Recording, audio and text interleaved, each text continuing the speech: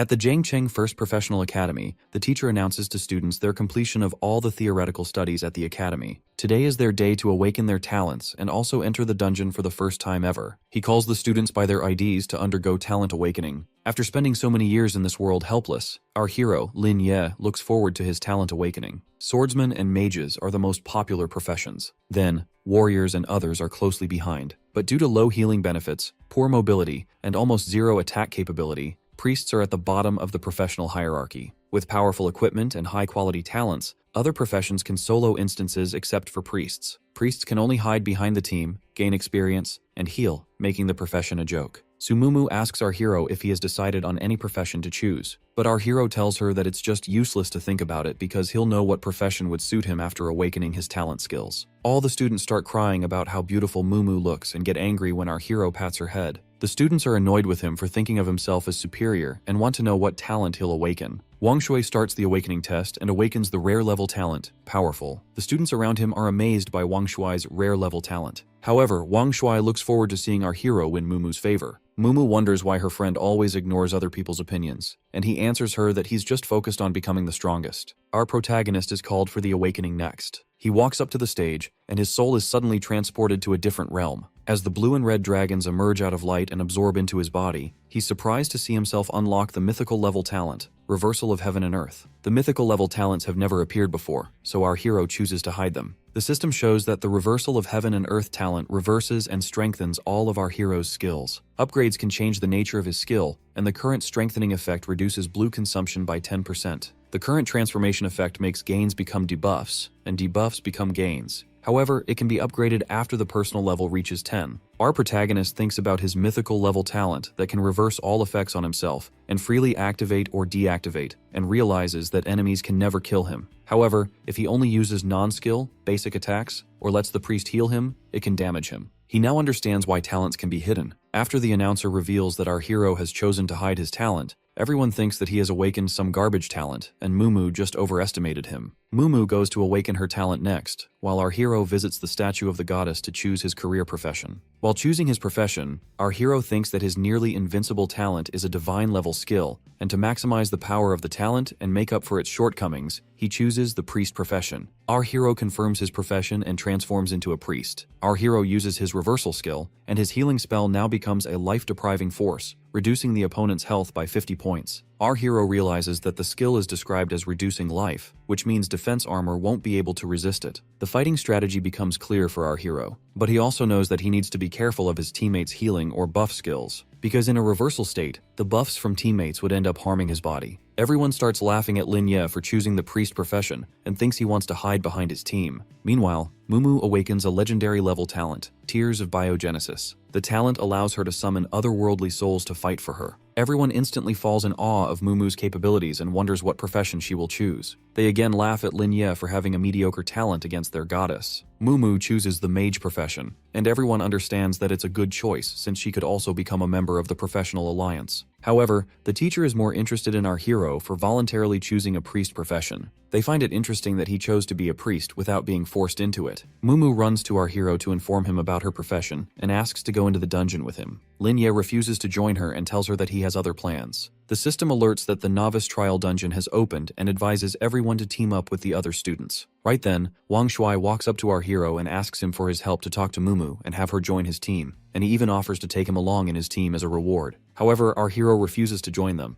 The principal walks in and cautions them that fighting against a group of monsters requires teamwork. He advises our hero to put aside any grudges, but Lin Ye assures him that he doesn't have any grudges. He just wants to solo the dungeons for higher experience. The principal doesn't think a priest can solo a dungeon and tells Lin Ye to not play with his life. He cautions our hero that he could die in the dungeon, but our Lin Ye assures him that he can do it solo. Our protagonist wants to solo dungeons to level up quickly and to avoid his mythic level talent being revealed to others. The principal is left wondering why this student has so much confidence. The system cautions our hero against entering the trial alone, but he enters the dungeon anyway. Our protagonist enters the dungeon. The Forest of Wolves is a challenging dungeon for the new students. However, if they work together well, there won't be any casualties, and achieving a B-level rating is already the best result. The dungeon has a healing spring in the middle to restore health. Although it ensures the safety of novice trials, the dungeon also lowers the status of priests. However, if someone is too reckless and leads the wolves together instead of clearing them on the way, or ventures too deep into the forest to the Forbidden Era,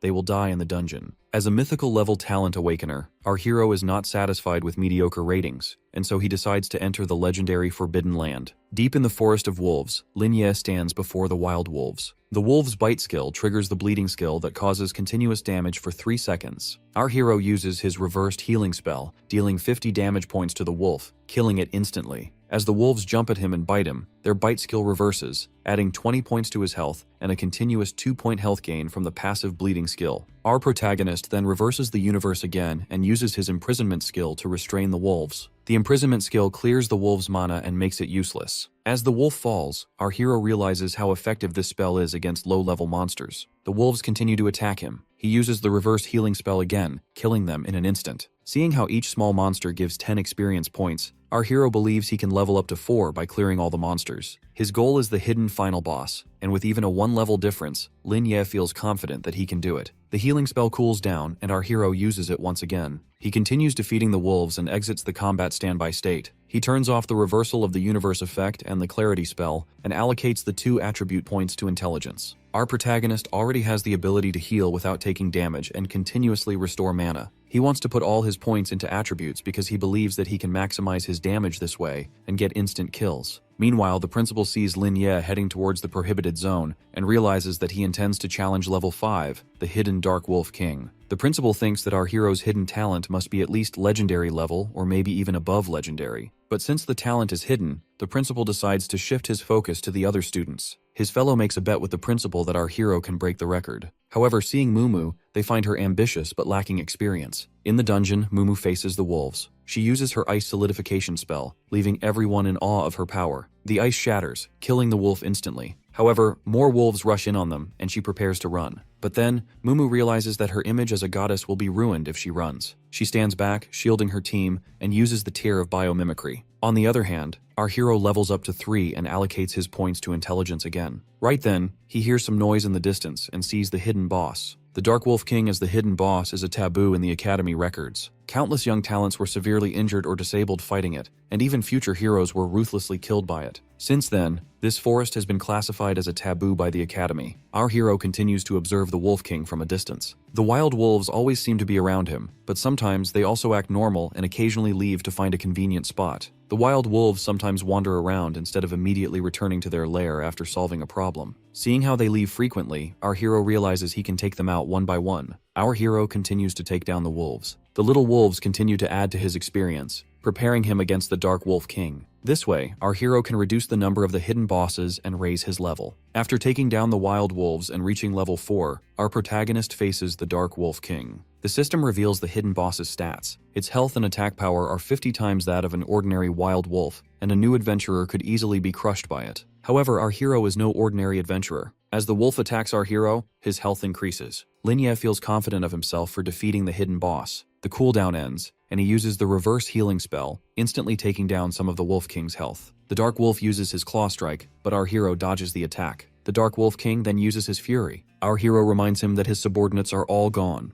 As the hidden boss takes a leap to attack our hero, he uses the reverse healing spell again, instantly taking down the Dark Wolf King. After killing the hidden boss, our hero gains 1,000 experience points and reaches level 5. As a reward for clearing the trial, he receives a bronze chest. For completing the hidden achievements and killing the final boss, he gets a silver chest as an extra reward. However, seeing that a healing reversal spell didn't count as damage, Lin Ye thinks that he might not have achieved the Triple S evaluation. Meanwhile, as the system reveals that a student has cleared the trial with a Triple S evaluation, the whole academy is left shocked. The principal is shocked to see the unprecedented event, and seeing that the hidden achievements were cleared, he knows that only Lin Ye entered that forbidden area. The other staff is also shocked and can't believe that the trial was cleared without taking any damage. Mumu is also left shocked because she could barely get out alive with an A-level completion, and wonders who this genius could be, and wonders about how her friend could be. Our protagonist opens the silver chest and obtains a rare skill book, Catastrophic Ailment, 5 free attribute points, and the silver grade equipment, Dagger of Shadows. The Dagger of Shadows increases his attack power by 50, armor penetration by 10, and has a 5% chance to make the enemy bleed.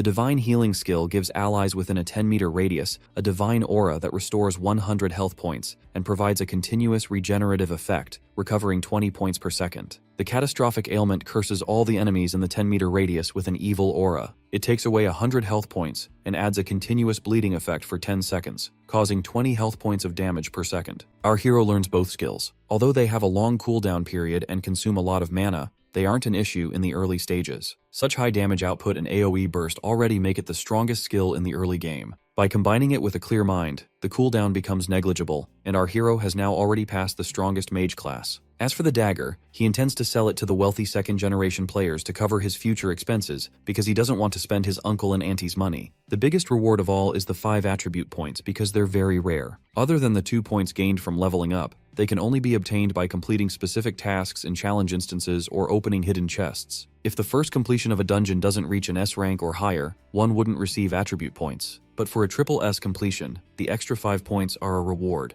Our hero decides to allocate all his extra attribute points to intelligence, and from today, he becomes the most extreme mage and the most devastating catastrophic priest. As the portal opens, the students get excited waiting for the SSS team to arrive. Their excitement turns to shock when they see Lin Ye come out alone. They still think the actual team is coming behind. Mumu asks our hero if it was him. Wang Shui still underestimates our hero and thinks he didn't do anything. Right then, our protagonist pulls his dagger out to sell to the assassins. Everyone is shocked to see the silver-grade equipment. They start bidding their prices, and the highest one goes to 50,000. Our hero counts on the bid to 2, and then someone bids 100,000 alliance coins. In comparison, the total annual income of an ordinary family is 10,000 alliance coins. It would take them 10 years without drinking or eating anything to save that amount. Everyone is shocked to hear the bidding price, and our hero sells the dagger to the bidder. The other adventurers gather around him, asking all kinds of questions. They can't believe he went solo and cleared the dungeon with the highest evaluation. The academy teachers refuse to believe that our hero cleared the dungeon with such a high evaluation. Currently, not a single professional at the top of the pyramid, at the newbie stage, can achieve the requirements for a triple SSS evaluation. Wang Shui gets angry and thinks our hero must have cheated somehow because a priest can't be that powerful. The principal steps in and tells everyone that they're now apprentices with extraordinary abilities. In 30 days, they now have to go through the most important thing in their life, the professional test. In the future, whether the players return as ordinary people or become heroes fighting the tide of demons depends on their performance in the assessment 30 days later. The principal advises everyone to use the low-level Secret Realm dungeons to level up to 10. The professional test is to be completed as a team, and our hero has already decided on his partner. He knows that Mumu might act cold, but she worries a lot. She's extremely loyal and easily deceived, and even though she has a strong talent now, our hero still wants to protect her because that's the promise he made to his uncle and aunt. So he asks Mumu to go to the outdoor dungeon with him. The Secret Realm, Stone Cave Dungeon, has a normal difficulty level where they have to kill the Poison King, then a hard difficulty level where our hero has to kill the Scorpion King within a certain time,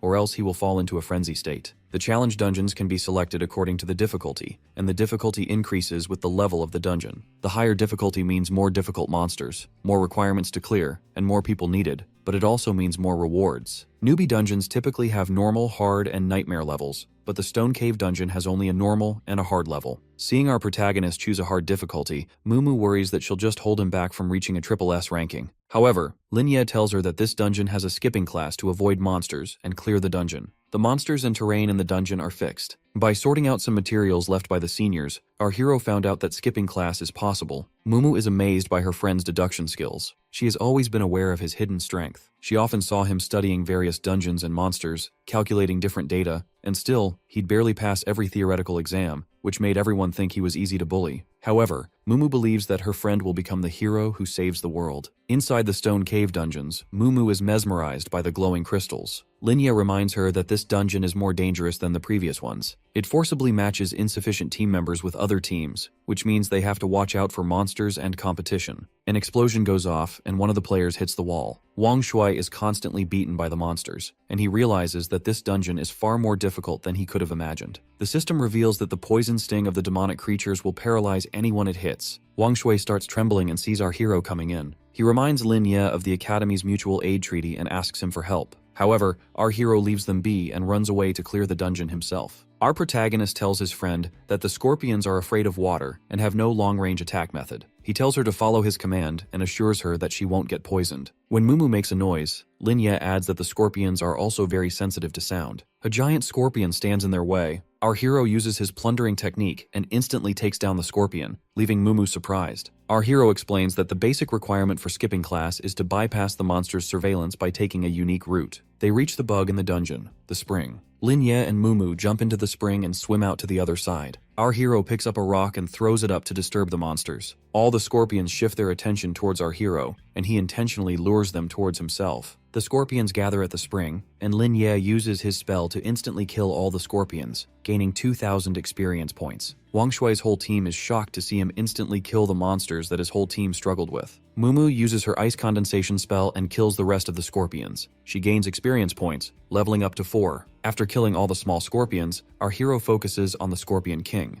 As a boss monster, it resists the instinct of fearing water and swims through the spring. Mumu's ice condensation spell only causes 10 points of damage to the Scorpion King. Mumu is shocked to see the boss monster's terrifying defense and worries that she might make a mistake. Our hero tells her that the weak point is at the second segment of the scorpion's belly. Suddenly, the scorpion strikes them, but they dodge the attack. Our hero tells Mumu to keep creating the footholds. He then uses the plundering technique, dealing 150 points of damage. He then signals Mumu. She uses her ice condensation spell. The Scorpion King exposes its weak point to make a move. Our protagonist lands a critical hit, dealing 1,000 points of damage and killing the Scorpion King instantly. Mumu is shocked to see her friend kill such a powerful monster so easily. As a result of completing the dungeon with all the achievements, our protagonist's rating upgrades to SS. He receives a golden treasure chest and 5 free points. Wang Shui and his teammates fall to their knees and beg our hero for forgiveness. Linya tells them to keep today's events a secret if they don't want to face any consequences and leaves the dungeon. Our protagonist enters the teleportation space to open the treasure chest in private. He opens the treasure chest and gets a growth-type poison bubble skill for the mage class,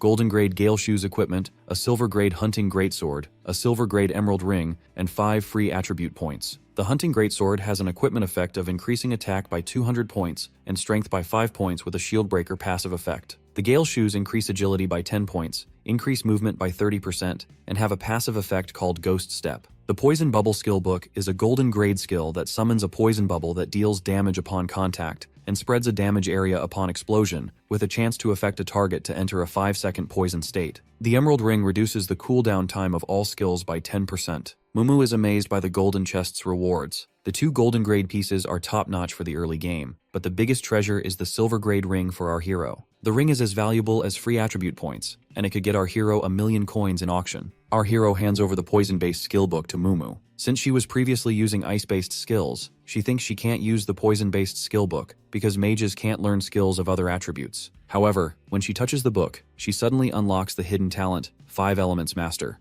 Mumu is surprised to unlock this new talent because she had never heard of this before. By gathering skills from different attributes, she can have some unexpected advantages. This hidden talent now becomes Mumu's trump card. Mumu asks her friend how he's going to use his 5 attribute points, but he tells her that his method won't suit her. Outside, the players worry that they will fail the wilderness instance. Right then, our hero and Mumu teleport, and they instantly fall in awe of Mumu. They gossip about Linya's abilities and his rumored achievements, and suddenly, a car drives in. Huang Xiaofeng steps out of the car after seeing the girl Lao Zhao was talking about. Mumu grabs her friend's hand and hurries to leave. She hates Xiaofeng for using his family's background to clear instances and playing with girls from poor backgrounds. Xiaofeng walks up to Mumu and asks to get to know each other. Everyone suddenly shifts their attention to Xiaofeng and starts gossiping about his potential to become the top scorer. Mumu rejects Xiaofeng, claiming that she already has a boyfriend. Xiaofeng sees his target. Our hero asks Mumu if she's avoiding the guy. Our protagonist pushes the playboy away. Xiaofeng gets angry and decides to fight. He uses his charge skill to punch our hero. However, when he lands the blow, our protagonist uses the reverse plundering technique, and Xiaofeng takes the damage himself. The playboy grows angry, thinking his opponent used some trick. Our protagonist tells him in a baby voice that he didn't do anything because his profession is a priest. Everyone spectating is left shocked seeing Xiaofeng on the ground. Xiaofeng takes another swing in anger and ends up hurting himself again. Our hero was just trying out his reverse healing on professionals, and now realizes that the plundering technique can also negatively affect professionals. Even after taking a beating, Xiaofeng challenges our hero to a fight and thinks he'd make his opponent kneel. Zhao Qihong reminds his friend that professionals aren't allowed to use awakening skills in private fights. He's surprised that a priest can severely injure someone with a touch of skin and top-notch equipment. He's aware of the school forum talking about our hero soloing the dungeon and reaching level 5, but refuses to believe that it's possible. Zhao Qihang knows that Lin Ye must have awakened a powerful talent. So, he apologizes to Lin Ye on his friend's behalf and assures him that he doesn't want any disturbances in the class. Xiaofeng screams at his friend for apologizing instead of fighting. Zhao Qihang lifts Xiaofeng up and tells our protagonist that his friend will probably cause trouble for him in the future. He hands over a card with 50,000 in it and advises our protagonist to not come to school for a month. He suggests Lin Ye come to him to level up in the dungeons to not fall behind before the test, and tells him to avoid Xiaofeng for a while. Our protagonist finds Zhao Qihang interesting because he wants to sell a favor instead of fighting. Lin Ye doesn't want to bother anyone, but he wants to see how many people Xiaofeng can get to bother him, because that will give him a chance to test out his combat effectiveness. Mumu stares at the cave dungeon guide created by our hero, and wonders if it'll actually sell for a high price on the forums. Our hero assures her that no one can resist extra free attribute points. Outside the cave, a group of professionals stare at the guide, wondering if it's real or fake. One of them decides to buy it to test it out, and right then, someone buys the guide for 5,000 alliance coins. 3 minutes later, a professional walks out the portal, amazed that he actually cleared the SSS rank. He leaves a review on the guide, and soon enough, more and more people start to buy the guide, and the forum fills with positive reviews. Everyone is surprised with the easy class skipping. The orders continue to flood in, and Mumu's eyes glow gold seeing so much money. However, the guide is starting to gain attention from some agencies. They look for the person behind the guide, but our hero used a hacking technique to cover his tracks. They ping the IP down to Jiangcheng College, and their superior wonders if anything special has happened at the academy lately. On the other hand, our hero also finds a buyer for his great sword at 80,000, and the buyer agrees without any hassle. Mumu is amazed by how much money our hero has made, but Lin Ye wants to run more dungeons. Although the silver tier graduation weapon is the best early gear, Lin Ye thinks that it will eventually be replaced. Even with top tier equipment, lacking combat awareness means that one is just fodder in the trials. Mumu asks our hero why he spends time compiling guides to earn money, even though there's so much time left for the test, and he's already growing really fast. Lin Ye answers that he's doing it to protect those he loves because they've been protecting him all these years. In his past life, our hero was an orphan who never had a family. This world has been his fortune because here, he had parents who loved and protected him. However, 10 years after the demonic tide ended, the relatives treated him with cruelty and wished him dead so that they could divide his parents' wealth. Our protagonist starts remembering when his relatives would argue about what to do with him and who takes the inheritance. They would plan on keeping him like a dog and argue about getting a bigger share. Our hero had no way of resisting, so he just ran away. His plan was to survive and make those relatives pay. But then, his uncle and auntie took him home and treated him as their own. They helped him slowly and even helped reclaim his parents' inheritance without taking a penny for themselves. The greedy relatives were brought to court and faced punishment. Without his uncle and auntie, our hero couldn't have received an education and lived the life he is living now. Earning money is to repay those uncles and aunties a debt of gratitude. For him, becoming stronger is to protect the 3 most important people in our hero's life and to prevent the past from repeating. The first-year student Baiji walks up to our hero and asks him if he's the great sword master. Seeing her unmatched appearance with the username Muscular Man Brother, Lin Ye thinks she's here as a proxy transaction. Baiji insists that it's actually her. Our hero wonders if the little girl is naturally super strong or if she put all her points into strength. He tells her to carefully check the item because refunds aren't allowed once sold. Baiji takes the sword, and as she swings it around effortlessly, our hero realizes that it's her own strength. However, Baiji still can't believe the great sword is actually only 80,000. Only one of such grade is produced in her grade, and when she inquired about it in the external market, the hunting great swords were priced over 200,000. Seeing her completely oblivious about the equipment prices, our hero thinks she's some rich kid. While they finish the transaction, he advises her to check the prices before making a purchase next time. After the transaction clears, our hero's balance exceeds 1 million, and he becomes a gold card member. As he walks away, something hits him, and the system reveals that he's received a special buff called Gaze of the Lucky Goddess that will upgrade the loot box level of each dungeon he clears. Baiju tells him that it's her talent and asks if she can join his testing team. Our protagonist is surprised to see Baiji have an innate lucky buff, a talent rarer than some legendary talents. Seeing her, he believes that she's not lying about it being upgradable, and realizes that it could be considered almost invincible. The application of this talent is not limiting, and with the support of this buff, one can also open legendary or even mythical treasure chests. Lin Ye asks Baiju if she has told anyone else, and she says that she hasn't. She further tells him about her limitations, that it can only be used 3 times max per week, and can only be bestowed upon one person each time. Our protagonist advises the little girl to not let anyone else know, because it might attract some dangerous attention. He tells her that her buff is extremely precious and scarce, and once it's revealed to anyone, it'll attract evil professionals. They might even imprison her and deprive her of her freedom and future. However, Baiji grows curious, thinking that the Professional Alliance is the place they're all supposed to go. It's an organization that spans across the globe, leading humanity in the fight against the tide of darkness. Linya explains that there are factions within the organization that have a complicated relationship, and there are power struggles and assassinations happening all the time. He asks Baiji to join his team and promises to take care of her. Baiji is shocked to be invited, and our hero reintroduces himself to his new teammate. A moment later, Baiji meets Mumu. They both greet and introduce each other. Baiji falls in awe of Mumu and Mumu finds her cute.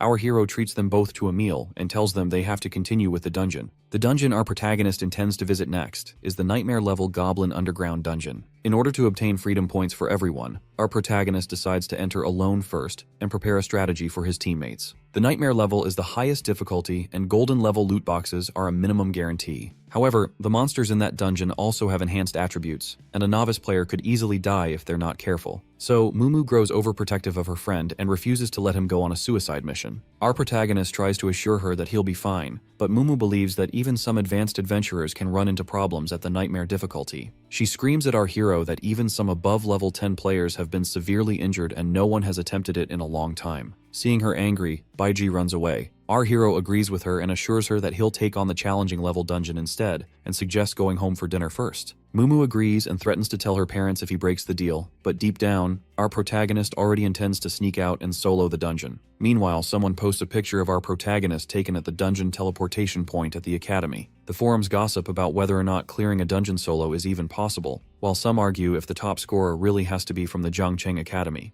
Mumu continues to scroll on her phone, and Linya snatches it from her to get her out for dinner. At the dinner table, the whole family catches up about the trials. The uncle admires our hero's strong will and reminds him to not overwork himself. It turns out Mumu had complained to the uncle about our hero, and they try to convince him to have a more healthy and stable life. Lin Ye jokes a little, and then assures his uncle that he won't do anything beyond his capabilities. The uncle extends a card to our hero. Lin Ye tries to refuse it, assuring them that he's earning well, but his auntie forces him to take it. Our protagonist feels grateful for his uncle and aunt for the life they've given him. For their sake, he feels that he has to become stronger, and heads to the nightmare level dungeon. Meanwhile, Xiaofeng screams at Zhao Qihang for betraying him. Qihang tries to tell him that he was trying to save him, and without him, he'd be lying in the hospital. Xiaofeng screams at his friend, calling him worthless. As Zhao Qihang walks out, his friend throws a glass at him and tells him to get lost. Qihang turns around and tells him that he deserves to be beaten up and left miserable so not even his mother would recognize him. But then he laughs and reminds Xiaofeng that he doesn't even have a mother. Xiaofeng gets angry and tells him that they're done being friends. Qihang understands the kind of trouble Xiaofeng is in. Lin Ye could easily injure him without even using any active skill, and there are rumors of a person solo clearing dungeons. Then, there's been a rising star selling strategies, attracting interest from various people, and gaining fandom among students. The fact that both are in the same city means Xiaofeng is in trouble. Xiaofeng calls his henchmen and tells them to gather more people and equip them with the best gear to teach an arrogant student a lesson. Our hero visits the Goblin Underground dungeon. This is one of the most challenging dungeons at the current stage, and due to its long duration time and high demands, even highly professional talents avoid coming here. However, in this dungeon, he can find superior golden chests, and with the lucky buff, opening platinum-grade lower chests and gaining over 10 attribute points should be easy. As our protagonist faces the goblin soldier, the timer starts. The purpose this time is to test his speed kill technique. The requirements to achieve a triple S rating in this dungeon are to defeat the secret realm boss and kill all the monsters without using any special items. But there are two unique points. The first is to complete each floor in under 10 minutes, and the second one is to kill the Goblin King, the boss of the secret realm, while enduring attacks from goblins. At 5 seconds, the goblins gather at the entrance. In 30, our hero speed kills the goblin soldier. In 2 minutes and 5 seconds, he runs deep into the depths of the first floor of the underground and faces the goblin captain, the same as he estimated it. As our hero reaches the gate, he uses his healing skill, successfully clearing the first floor in under 4 minutes. Our protagonist's divine healing skill upgrades to level 2, and the bronze door to the second floor opens. After clearing the first floor in just 5 minutes, indicates that the monster pulling route for the first floor is possible. Even if the damage isn't enough, there's still a 5-minute window to get it done. Our hero clears through the second, third, and fourth floor easily, and reaches the final 5th floor, teleporting to the Goblin Palace. The Goblin King sits at his throne, annoyed at our hero for entering his palace. Our hero is surprised to face the final boss without facing any underlings first. The Goblin King starts the fight with a wide area skill, Earthquake Split. Our protagonist realizes that agility is not enough and thinks about quickly dodging to the side to avoid the impact zone. He lies down to reduce the damage from sweeping shockwaves after the goblin lands. However, he chooses to reverse the damage from the earthquake split and spear thrust. Our protagonist gains some health and then reverses the ranged shockwave of the earthquake. He then attacks the Goblin King, dealing 200 damage. The Goblin King uses the skill Dragon Spear. The reverse skill recovers 200 of Lin Ye's health, and his attack power increases by 40 points. The Goblin King then uses another skill and realizes that it still has no effect against his opponent. So, he goes into a frenzy, thinking that he has guessed his opponent's weakness. The Goblin King calls his subjects. Our hero is amazed to see the nightmare-level boss's power, but he still doesn't think it's the right time for the ultimate move. The Goblin King orders his minions to directly attack our hero without using any skills, thinking that it's just the skills that are ineffective on our hero. The Goblin soldiers start to attack our hero, but he dodges, and the attacks they manage to land only end in his advantage. The Goblin King only grows more furious seeing him take attacks without any damage, and our hero's look in his eyes offends him even more. Our protagonist uses his reversal skill to tank the Goblin King's health. The Goblin King gets furious at our hero and challenges him to a fair duel. Our hero stops and turns around for a direct fight. As our hero puts his staff down and summons his energy, the Goblin King is left shocked seeing the demonic god's power in his hands. The power rains down from the sky, coursing through every corner of the palace, instantly killing all the goblins. The Goblin King's health reaches down to 1%, and his desire to fight back fades. Our hero uses his reverse healing plundering effect and finishes off the Goblin King. After finishing the Goblin King, Lin Ye gains 5,000 experience points and levels up to 7. He gets a triple S rating, and the gold level chest upgrades to a platinum chest, thanks to Baiji's luck buff. Our hero is impressed by the luck skill, and the dungeon duration allows him to run this instance once more. He opens the chest and receives multiple items. Our hero is impressed with the rewards. The Stellar Radiance provides a large area for group healing and damage reduction, but with the effects reversed, it means a greater damage range and higher instantaneous output, while also reducing the opponent's damage reduction and increasing damage. With this, any monster can be killed quickly. Our hero cheers for his new strategic level group skill and learns Stellar Radiance first. As for the Holy Light, he intends to learn it since it's not that impressive. He then allocates all 15 attribute points to intelligence and makes a leap in his stats. As Lin Ye comes out of the portal, he's caught by Mumu. He tries to play dumb but then admits that he has cleared the nightmare level dungeon. Mumu tells him that she had a sudden idea and wanted to try this dungeon. As they stand outside the portal, Xiaofeng finally finds them. He tells his underling that our hero has been looking for a beating. However, the underling refuses to do it because he's too scared of our hero. So Xiaofeng decides to take care of it himself. Our protagonist puts the Holy Light skill book and the Sandstorm Bow, along with the Nightmare level Dungeons S-Rank guide, up for sale. The users start drooling at our hero's ability to clear such a high-rank dungeon. The forums gossip that Lin Ye, the seller of the Greatsword, and the person who solo cleared dungeons at triple S rank are all the same individual. However, all the comments start slandering the conspiracy theorist for thinking that Lin Ye could be a powerful professional with a powerful talent. The guide starts to sell, and Lin Ye receives a request to purchase a Holy Light skill book for 100,000 coins, and the Sandstorm Bow for 150 coins. He receives a total of 500 Alliance coins, which isn't as much as he expected. Our protagonist thinks that because his guide doesn't include a flawless clearance of the Goblin King at the end, no one is willing to buy it. But the problem is that even if he creates such a guide, no one can clear it. However, the Nightmare level dungeons are still an improvement for his equipment, and money is only a second preference. With 15 hours left for the luck buff, our hero decides to take a rest, recharge energy, and head to the next dungeon. As our hero goes out on a walk, a car drives up to him, and he sees Xiaofeng in the car. He reminds Xiaofeng of what happened last time, but then his underling threatens his family. Our hero gets angry and agrees to give them a duel if they don't cry about it. Xiaofeng gets angry at his underling and tells him to not intervene in the fight. He feels confident that his expensive gear will help him fight against our hero, but then he whispers to his underling to execute the original plan. Our hero knows that Xiaofeng has recruited more people. He sits in his car and hurries his opponent to fight. Xiaofeng threatens to make our hero crawl like a dog,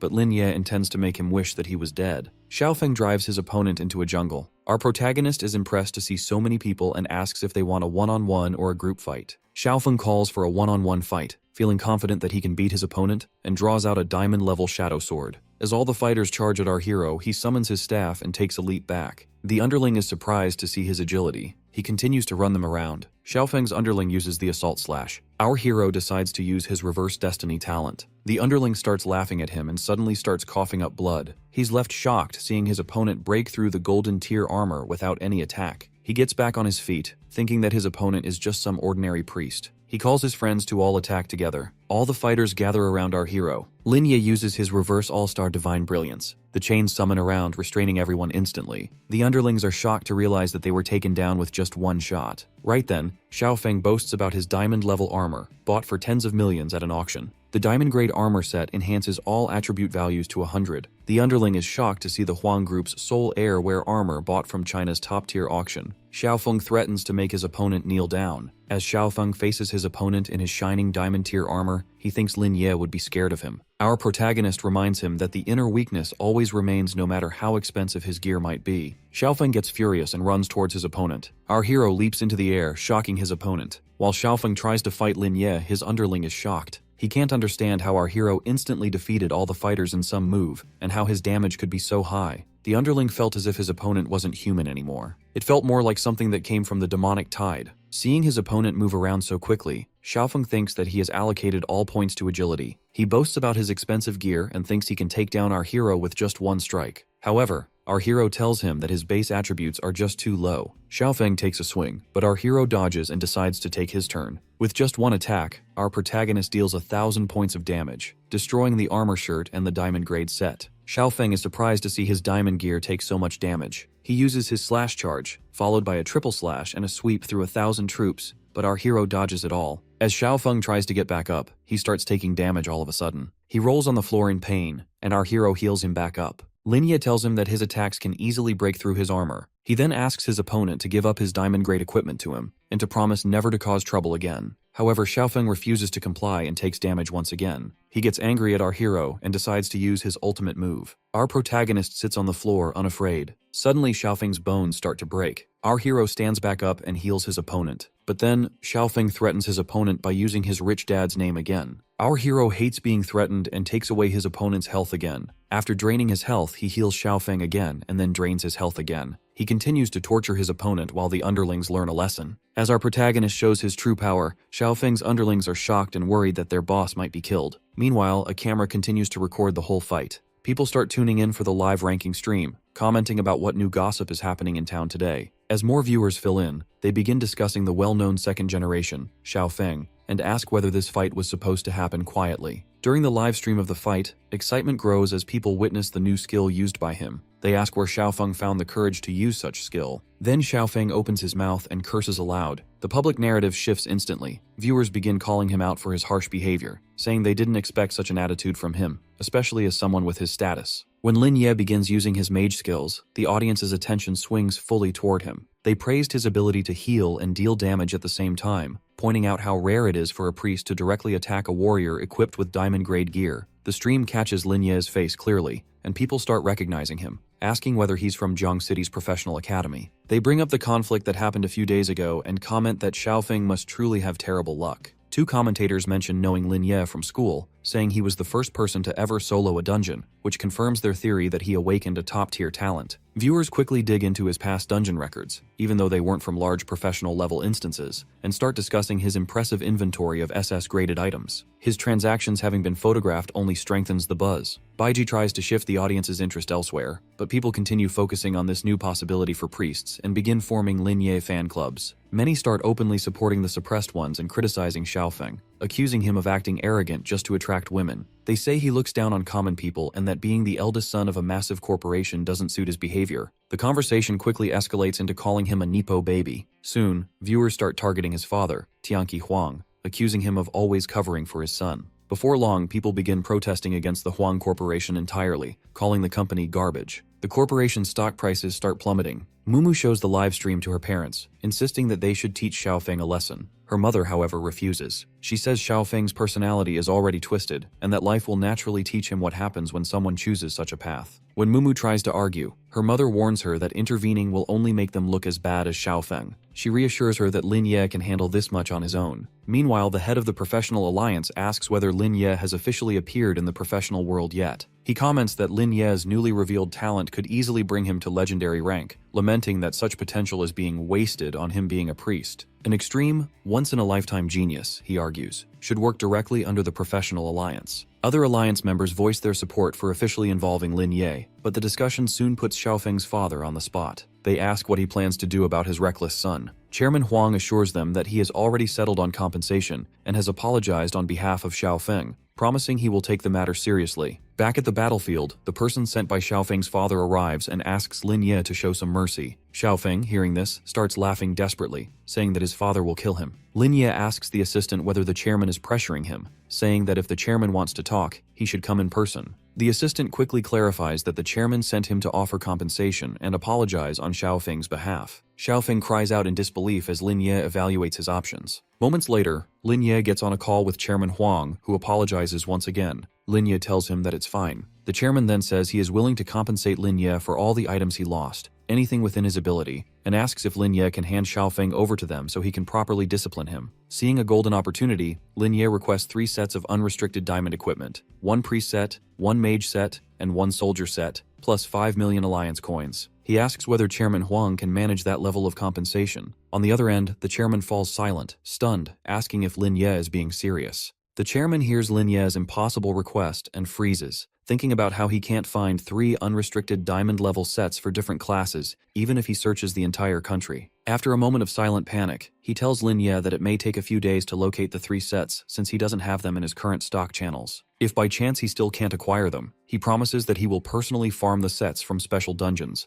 and the Alliance is prepared to provide additional resources to speed up the process. While speaking, the chairman notices something strange. His son is unintentionally exposing him on the personal jet. He adjusts his glasses and uses his detection lens to find the camera source. The assistant steps forward and addresses the live stream directly, telling the audience that the matter is now settled. The chairman has apologized, and a compensation plan has already been discussed. Lin Ye, on the other hand, thinks about how the Alliance has suddenly taken notice of him. He wonders whether they have already discovered his special talent. The chairman continues talking, explaining that he can give Lin Ye access to all the secret dungeons around Jiang City. He informs him that out of the 50 dungeons across the area, several rare ones contain deep-rooted conflicts between factions, places where only the boldest professionals dare to step foot. Lin Ye calmly replies that a month is enough for him to clear those dungeons. The chairman hesitates, asking if that truly would be sufficient for a new professional. He doesn't reveal the fact that he only offered dungeon access so he can later treat Lin Ye's teammates as well, subtly hoping to build a deeper connection. He asks Lin Ye to bring his teammates along in the future. Lin Ye agrees and says he will settle the rumors on the professional forum and will live stream their dinner in exchange. The chairman praises his thoughtfulness, and with that, Lin Ye ends the call. He hands the phone to his assistant, commenting that he'll let Huang go since he apologized sincerely. The assistant explains that life in the professional environment is harsh, and such pressure often pushes people toward extremes. The next day, the 3 of them walk into a 5-star restaurant. The establishment is known for its elite service, with chefs from all over the world. Each team receives a dedicated service staff, whether dining alone or in a group, ensuring the finest experience. Mumu warns Lin Ye that even though Chairman Huang has apologized, he should still be cautious during the dinner. Lin Ye reassures her, thinking that the chairman's apology felt genuine. He sees potential in him and wants to establish a long-term working relationship. They step into their private service room, where Chairman Huang invites them in. He asks Lin Ye's teammates to take a seat and apologizes once again on behalf of his son,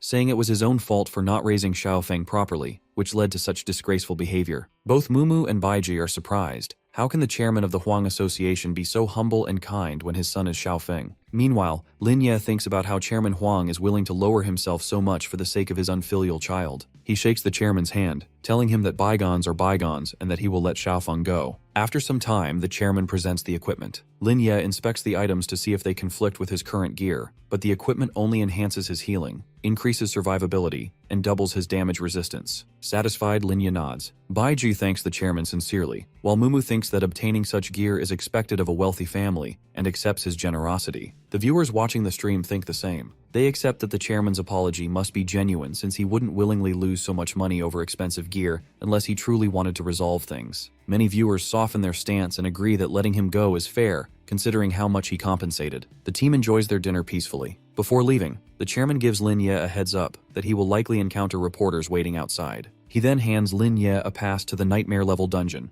the Land of Bones, and lets the group go. As expected, reporters swarm him the moment he steps out, bombarding him with questions about his new talent and whether he can solo any dungeon. Lin Ye simply makes his way through the crowd, leaving the reporters empty-handed and stunned. Xiaofeng lay awake in his hospital bed as the deity appeared above him. He asked in an annoyed tone who he even was. The deity calmly told him that he was Mei Gaoi, a master from the abyss, and not only that, but a high-ranking demon with pure blood and immense power. Xiaofeng scoffed immediately, saying he thought some special person had visited him, only to find out it was someone like this. He added that once he recovered, he would personally send him back into the abyss like a bunch of bugs. The master narrowed his eyes, thinking that Xiaofeng had a very big mouth for someone who was currently a laughingstock for the whole country. He kept his expression composed but couldn't help defending his own side. He said that what happened was merely a strategic retreat from their people, nothing more. Then he started asking Xiaofeng if he was really okay with everything happening around him, his humiliation, his downfall, and even his own father leaving to join hands with Lin Ye and disgrace him like this. The master leaned closer and told him that he didn't need to endure such humiliation. He could make a deal with him, one that would guarantee unparalleled power, strong enough to crush everyone who had mocked him and betrayed him. But Xiaofeng didn't even consider the offer. He pushed the master off him with a sudden forceful shove and told him to get lost. He added that it was his last warning because he didn't want any mercy from a lowly being like him. The master's claws twitched slightly, and for a second, it seemed like he would kill him right there on the spot. But he refrained, pulling himself back and glaring at Xiaofeng. He said that if Xiaofeng ever changed his mind, he should call his name, and then he vanished without another word. On the other side, deep inside the Land of Bones, a dungeon with difficulty level nightmare, players found themselves surrounded by an army of dormant skeletons the moment they entered. Mumu asked Lin Ye how many times he had used his special talent that week. Lin Ye answered that he had used it only once, and told Baiji to let her own talent rest since she had used hers twice that week. He went on to explain that even the best drops wouldn't make much of a difference for them because they all had diamond-level equipment. The Huang family had also given them special access to the catastrophe level, raising their potential even further. Lin Ye began outlining their plan. Their main goal in this dungeon was to gain free attribution points, then acquire a platinum weapon, and finally achieve an SSS grade strategy for the nightmare level. Mumu confidently assured him that they wouldn't interfere while he fought. To get an SSS rating in this dungeon, players were required to kill the final boss, eliminate all undead skeletons, and do it all without using the dungeon's specific weapon, the Holy Sword. Baiji pointed out that the difficulty wasn't even that different. They just needed to use the Holy Sword to clear it without thinking too much. Mumu waved his hand and told her not to worry since they would be having a party anyway after selling all the valuable loot from this dungeon. Lin Ye used his own blood to lure in the skeletons, intentionally drawing their attention away from the Holy Sword. He coughed up blood from the strain, his attributes dropping sharply as a result. Mumu quickly passed him the relief herb pill to reduce the physical pain. Lin Ye continued fighting for his life as the skeletons rushed after him, proving his earlier assumption correct. The skeletons were more attracted to the scent of living blood than they were to any duty they were given. Baiji watched him with growing worry and asked if it was really okay for them not to help him. Mumu reassured her again that Lin Ye could handle all of this alone. Lin Ye finally reached the edge of the Land of Bones and used his healing method. The sudden burst of energy shocked the skeletons. They stopped following and tried to retreat, understanding the situation, but Lin Ye unleashed the reverse of divine damage on them. It was like fallen hell descended upon them. Their bones began to detach and their bodies started melting into nothingness. The three of them reached the edge just in time to hear a voice from inside the cave asking why they had awakened him. The undead knight of aptitude, platinum rank, stepped outside with his weapon in hand. The awakened beast, the undead knight, released a grudge upon seeing them. Lin Ye realized that it was a reversal healing art and used his plundering technique, which decreased the knight's health by 500. Lin Ye realized that he was more fragile and not as strong as he had assumed him to be. He kept attacking the undead monster with the same plundering attack until the system informed him that the knight had entered a severely injured state. His new state triggered his passive skill, Undead Fury, enhancing the knight's attributes. The knight opened his eyes, summoning his skeletons, and soon enough all the undead creatures resurrected, which surprised Lin Ye as he didn't expect his attack to backfire. The knight called him foolish, telling him that he did not realize he had reached a dead end, and told him to utter his last words. But hearing this, Lin Ye just laughed. Mumu stood at the side and said that stupid creatures like the knight did not know math. Since the resurrected creatures only had 100 health points, and Lin Ye still hadn't used the Holy Sword, he would need only 3 seconds to finish them off. And just like that, Lin Ye unleashed his power, and as expected, the health points of the resurrected creatures went down, and they died for a second time, leaving the knight in shock. Lin Ye told the knight to tell him his last words and used the reversal healing art plundering technique, decreasing his health by 700 and defeating the boss. Just like that, he completed the dungeon. The system calculated all his task completion and upgraded him to SSS grade rank. He received the gold and platinum chest, and he reached Catastrophe Descends level 2 through Fallen Hell. Mumu and Baiji cheered for him, but the system interrupted, telling him that upon the dungeon's completion, while protecting the Holy Sword and defeating the undead knight, he had received a unique reward, the Stone Sword Key, which can open any one-time dungeon gate in the Land of Death, under all conditions met, with the highest difficulty of catastrophe level. He asked if he heard it right as the system asked if he wanted to open the chest or not. Linya told the girls that the exclusive item of this dungeon was different from regular dungeons, and that the dungeon with all its rewards disappears once you use the key. He informed them about the hierarchy of the dungeons. The normal ones with difficulty nightmare are visible to beginners, but after that, there are calamity, disaster, catastrophe, and epic levels. Baiji asked if the rewards under this dungeon were any better than the regular dungeons. Mumu assured her that the rewards dropped were unique. Linya asked if no one from the professionals could keep their health at 100%. Mumu told him to stop thinking about others' failures because they had a chest to open. He got Massacre and Iron Fist of Blue from the gold one, while he got attribute points from the platinum chest. He laughed at the fact that none of the items were suitable for a priest and asked if Mumu needed new weapons. Mumu shyly nodded. Linya handed her the equipment or sword while instructing her how to use it. She asked where they would go next. He told them to repeat his movements and clear the Land of Bones by themselves, get their S rank, and gain experience. Baiji exclaimed that she was alright with that when suddenly Linya sensed danger and covered Mumu while looking ahead, as a huge man held Baiji while pointing his knife at her neck. The man asked if he took the stone sword key.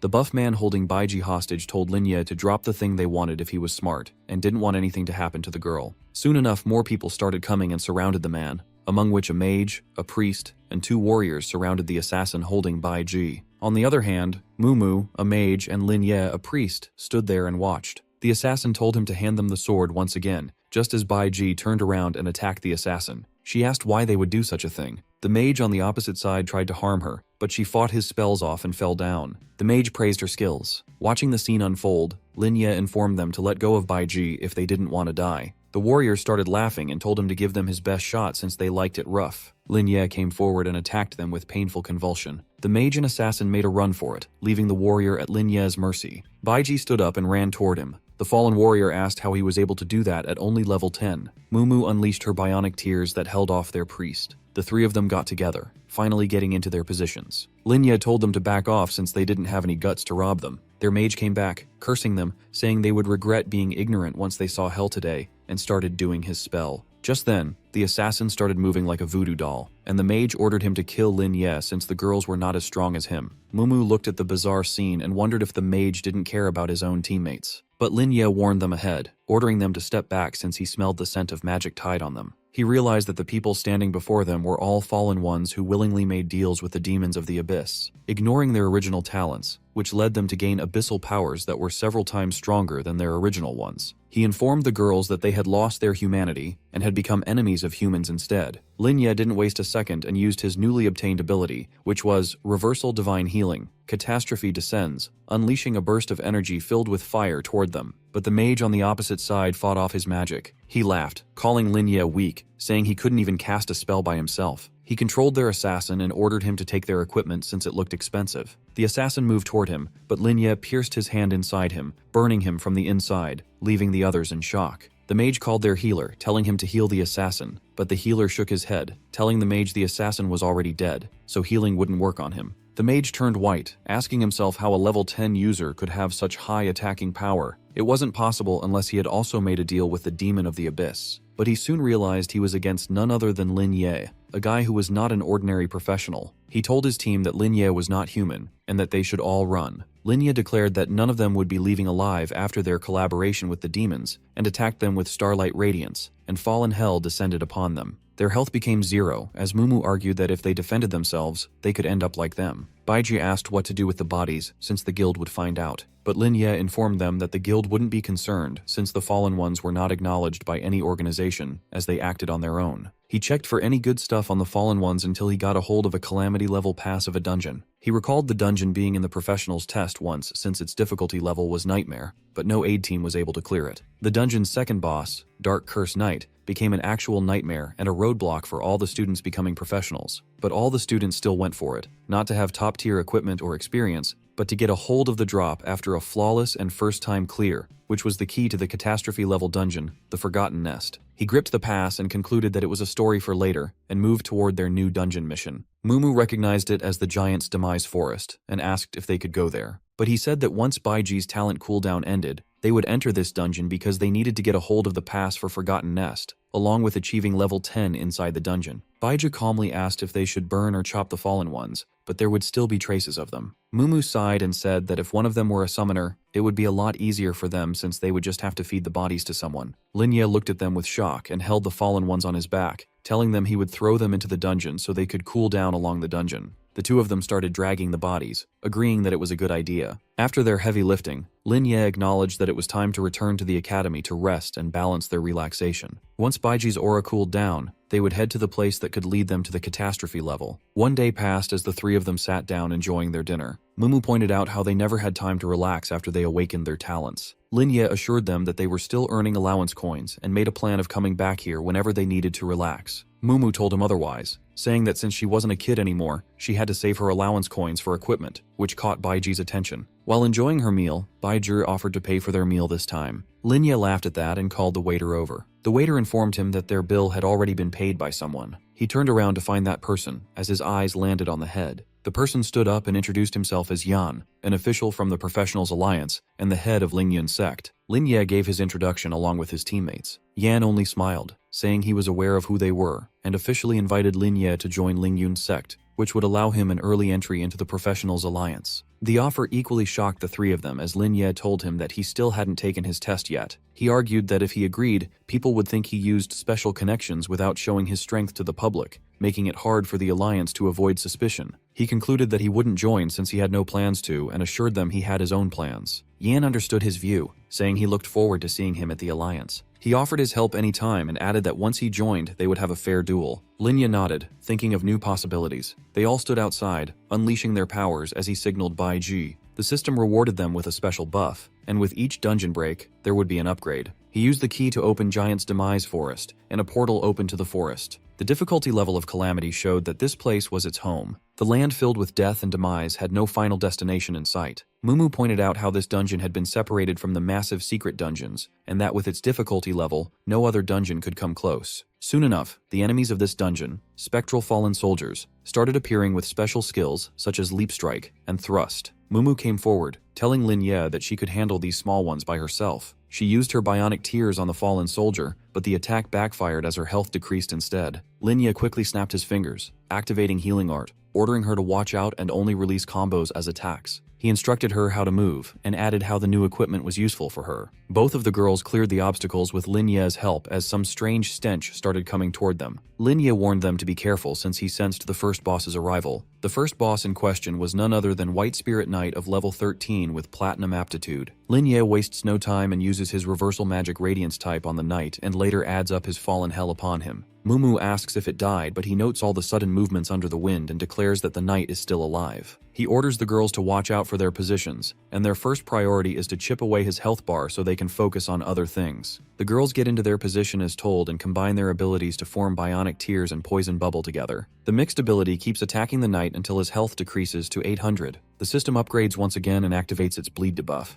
After suffering continuous damage, all of his attributes increase to a greater level as the knight stands tall, then his parts start vanishing. Mumu gets confused, asking if this is his fixed ability to get invisible after 1 quarter. Baiji lets out a scream declaring that this boss is more challenging than they imagined. Linya says that it must be his last skill until he is undead again. He assures the girls that he will take care of that and orders them to keep pulling his aggro. He goes and finds a spot to hide with his view clear and distance just right. He thinks that the possibility of this being professional depends on his attacks, which will be long-ranged like javelin. The system upgrades again as the knight gets a shield around him. As expected, the knight senses Linya's presence and throws his attack like a javelin, but the wind sets aside. Linya emerges from outside with reverse heaven and earth as his defenses get increased along with his movements. The knight looks at him with confusion, but in a blink of an eye, Linya charges toward him while also activating his reversal healing plundering attack. He makes the knight understand that his long-range attacks won't work on him, and guesses that something like a charge skill will be used next, or he would retrieve his weapon. As expected, the knight uses charge attack using spiritual power gathering, and Linya defends himself by using Clarity Art Confinement technique. His attributes get an instant increase as he gains the active points of the skill since it's his first time using it. The knight tries to run back to his place, but Linya smirks, knowing that it's already under his trap. Once he passes the blink, his health gets decreased instantly while all his powers start deteriorating and his skill time ends. The knight still tries to run, but Mumu captures it, asking if he still has guts left to run away. Finally, Lin Ye uses his divine healing along with fallen hell and descends upon the knight. The system shows that he defeated White Spirit Knight and he leveled up to 9. Baiju leveled up to 7 while Mumu leveled up to 6. The upgrade felt amazing as Lin Ye declares that the level of difficulty proved that it can't be cleared on its own. He instructs them on what to do next by following the signposts that will lead them to the second boss. But when he looks up, he could not find any signposts for himself. Just then, long ropes like vines come from beneath and capture them and leave them into a pit. He instructs them to roll before landing so they can avoid getting hurt. The 3 of them make it safely to the next step as Lin Ye patiently waits for the legendary cursed teacher to arrive. A sudden attack from Moonlight Family takes Lin Ye out before the girls could warn him. When the notification pops up saying that a new monster has arrived with dangerous skills with a level 15 and aptitude of diamond, it walks toward Lin Ye. Lin Ye screams in anger, telling him he's heard about it from the students, and that's why the monster is getting so many kills. He shows up without even informing them. When it attacks Lin Ye so fast that he couldn't even react, Lin Ye screams in worry, warning Baiji and Mumu to not just dodge it, but to block it directly. When one of them gets hit with its slashing attacks, Mumu grabs her in her arms, thanking that they gathered enough points to heal themselves. She worries that with Lin Ye's power neutralized, they can't be healed by his priest powers. When Lin Ye throws another counterstrike, but to Mumu's surprise, even with triple the badass power of Lin Ye, he still couldn't kill even a bit of the monster's health. When she decides to take 2 poisonous and freezing attacks, reducing the monster's attack up to 1/3. Lin Ye attacks him with the 3rd slash and then comes slowly onto the ground, telling the girls that the cursed teacher's power strength is really strong. He has to stay focused. When the monster stands up again using his Dark Knight curse added to his mana, when the girls see this, they worry about Lin Ye. He screams not to worry and just stick to what they decided. He warns them that he will do anything he can to keep the monster from hitting Baiji and Mumu. He says that even if this one is a tank, he will get the cursed teacher monster so tired, wasting up his mana chasing him. He uses his plundering technique again, slashing and moving back and forth, dodging its attack. When Mumu says that monsters like this are the ones they fight when the reversal of heaven and death happens, he says that it's the ultimate counterattack of bosses, monsters that can take this much skill damage. He grins and smiles like he knows what to do. He thinks to himself that even though he is a tank and ultimate power boss, and they can't do anything right now, they just need to buy a bit more time. Suddenly, a notification pops up that aggro is being transferred and the cursed teacher monster health goes down, 950. Lin Ye grins and reminds the monster that the cursed teacher's opponent is him and he will keep on making their attacks useless. He screams, using his plundering attacks on him, telling the monster to die, and slashes him onto the ground. The monster rolls onto the ground when the notification pops up telling them that they have achieved the cursed teacher. The giant Black Knight curse has disappeared from the fortress and their task has been completed. When they see this, they all look at each other with joy when Baiji says that they can even use the cursed teacher in dungeons to clean up and help them. He puts his hand on her hair, telling her that it's their achievement, and that's why he is always pleased to fight these bosses who haven't fought in a long time. He says that bosses like this give great achievements, and when they're beaten flawlessly, they even get so many rewards. When Mumu says, interrupting them, that the system messages are still coming, they aren't even done yet. She asks herself if there is something more awesome that can happen to them. When another gold-plated notification comes up informing them that they have achieved the entry pass to the catastrophe-level dungeon, the Forgotten Nest, and another one informing that the original simulation server, the Guard of the Gate, will now open the Forgotten Nest for them. He smirks again, telling them that they see how beating a boss flawlessly gets them rewards, such as getting the gates of the Forgotten Nest opened. But when he thinks to himself of completing the task, getting the entry pass, and changing the entry setup, he wonders how others will think about this. When they all start to walk inside the dungeon, Mumu gets distracted by shining butterflies. Then Baiji asks if anyone has a problem here, and if they are going to help people there. She says that no one has to worry about the cursed teacher monster because they already cleared the task. She smiles. When Lin Ye asks her if they are all training to become professionals, he says never mind, and that they should move forward into the dungeon. After some time, after clearing most of the task, they finally get to the end of the forest. Only one lives there, no one else. The setup of the giant boss's nest looks quite creepy as he is the only one left now. The final boss might look like Godzilla with earth-shattering skills, but he is just a dumb brute no matter what. When Baiji asks that the guidelines said to stick to its left foot and trim its nails, Lin Ye says that's what they have to do. When he arrives, a big monster with the build of Godzilla appears, with long nails on all fours. Mumu screams, telling them the strategy, and when she is about to attack, he says they are not going to follow the same strategy as before. He smiles and says, "Let Cursed Teacher do the dirty work here," and screams, summoning the Dark Cursed Knight. He appears in the dark. Lin Ye screams, ordering the knight to attack. The giant boss screams, using the Moonlight Slash. It lessens the HP of the Dark Knight. The Dark Knight roars, using Giant's Barrage, attacking the giant boss. They both attack each other one hit after another, beating each other. Lin Ye orders Mumu to use her ultimate and orders Baiji to buff them with her enchantment skills. Mumu attacks with Flame Sword Chi and Baiji attacks with Bionic Tears and Poison Bubbles. When Lin Ye looks dead in the eye, he says he will finish this, casting the spell Fall in Hell, and they finally defeat the giant boss. When the prompt shows up telling them Lin Ye leveled up to 10, Baiji to level 7, and Mumu to level 8, they all hug in happiness. Baiji screams, asking Mumu that she never heard that someone got upgraded 2 times in a row. She screams that this is amazing. She hugs Mumu, saying that she is a good luck charm. When Lin Ye reads the stats, he says that's why he added her to the team. When the diamond chest opens, they obtain diamond level skills and platinum level equipment and 15 free attributes for each member. They obtain White Knight Platinum Plate and White Spirit Knight Spear, and also get 3 Marrow Ash, a Heart of Giant portable equipment,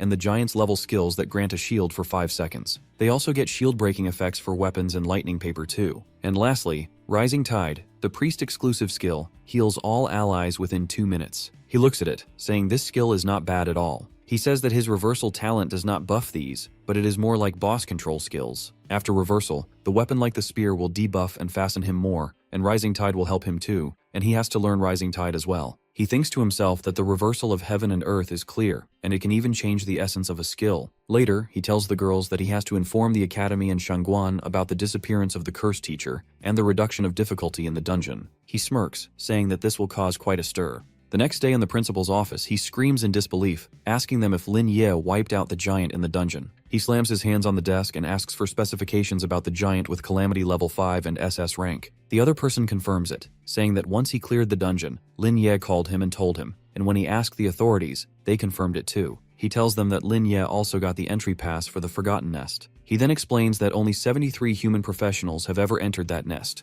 and out of those, 34 sacrificed themselves and never came out. They cannot attempt a second time. The man with glasses says that Lin Ye needs to enter while stuck at level 15 without advancing to level 16. He says Lin Ye is such a promising professional for the Alliance, but once inside, it will all be up to him. The old man says it is great, just great, and that all the academies should thank him. He says they must hold a commendation ceremony. He says that previously he suggested sealing that dungeon, but it was opposed by all sides. The glasses man says that quality over quantity matters and that the weak students should be eliminated. The Alliance will not support them otherwise. Then a girl comes in banging the door, apologizing to the principal. She shows her phone and says they are experiencing some trouble with Lin Ye's team. After the fight, the media started blowing up, calling Lin Ye a demon. Some people filmed him frame by frame, claiming he has an unbreakable talent. She says she agrees Lin Ye is a great student and all, but they should take some action because he is the pride of their academy, and they should do something to protect Lin Ye's name. The principal tells Sumumu that he understands how she feels. The white-haired man assures her that he will verify everything immediately. People started guessing Lin Ye is a fallen one. The glasses man says Lin Ye is just a student, so why is everyone judging him like that?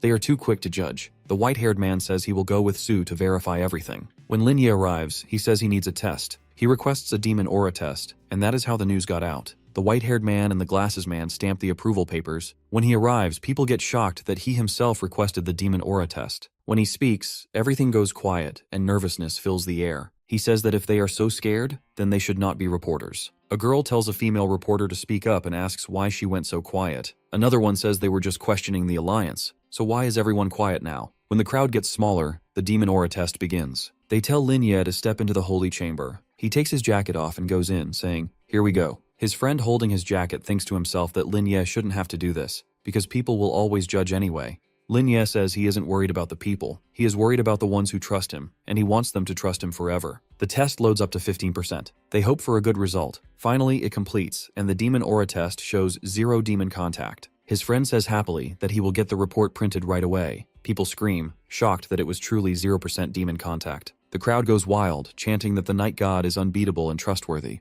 Huang Feng secretly tails Lin and spots him carrying treats he bought for Su Mumu and Bai Zhi. He immediately starts judging him, thinking Lin has become too relaxed and self-indulgent. While complaining, he suddenly realizes no one else is around, and right then our guy lightly kicks him from behind, making him stumble. Feng acts exaggeratedly shocked, but our bro points out that spying on someone is even worse. Afterwards, Feng insists he came to give a warning, saying Lin must have run into the dark creature that tempts humans. The protagonist downplays it, saying he only met some corrupted individuals who tried to bring him something. Feng accuses him of pretending to be tough and claims he purposely allowed Lin to barely win so the real demon would appear. Moreover, he urges our guy to inform the alliance and help them trace that creature. After that, Lin responds with sarcasm, implying Feng must be the one the demon targeted but turned himself in willingly. Indeed, Feng brags loudly about being superior in every way and says those creatures aren't worthy of influencing him. Our bro thinks to himself that Feng's attitude needs serious work, but his ability to resist corruption is genuinely impressive. Our guy adds that he also has no interest in those dark beings and that his gifts lie far beyond what they can touch. After hearing this, Feng gets flustered, says he doesn't believe Lin, and announces that he's going to file a report. Lin considers reporting the earlier issue to Huang Tiangi, but before he can act, a student fan group from Zhangcheng's first professional academy messages him excitedly, saying they've caught someone spreading lies about him. Our guy asks who it is, and he reveals it's Cao Yuan, a classmate who secretly used Lin's dungeon tips. He altered them and sold them, and then badmouthed him in private chats, and they even have screenshots. After that, our bro instructs them to block Cao Yuan from all future resources and asks them to send the proof so he can post an official statement on the Alliance forum. Some of the students want to confront Cao Yuan physically, but Lin tells them not to ruin their future over someone unimportant. He further explains the best punishment for someone who cheated is losing access to resources that help them grow stronger. He then offers a reward that if they hand Cao Yuan over to the academy, they'll get a special dungeon guide he hasn't released publicly. After hearing this, the whole group becomes excited, asking if such guides really exist. Lin assures them he can provide strategies for any dungeon they want, and tells them to report others who bought those illegal copies too. Those people will be permanently barred from his future materials. The group agrees immediately, and our hero then shares a preview of a new Land of Skeletons guide, astonishing everyone with how effortlessly he describes clearing extremely difficult conditions. The students praise him and beg for more. Finally, Lin instructs them to spread the word that anyone who buys or shares pirated versions of his guides will never receive his real ones again.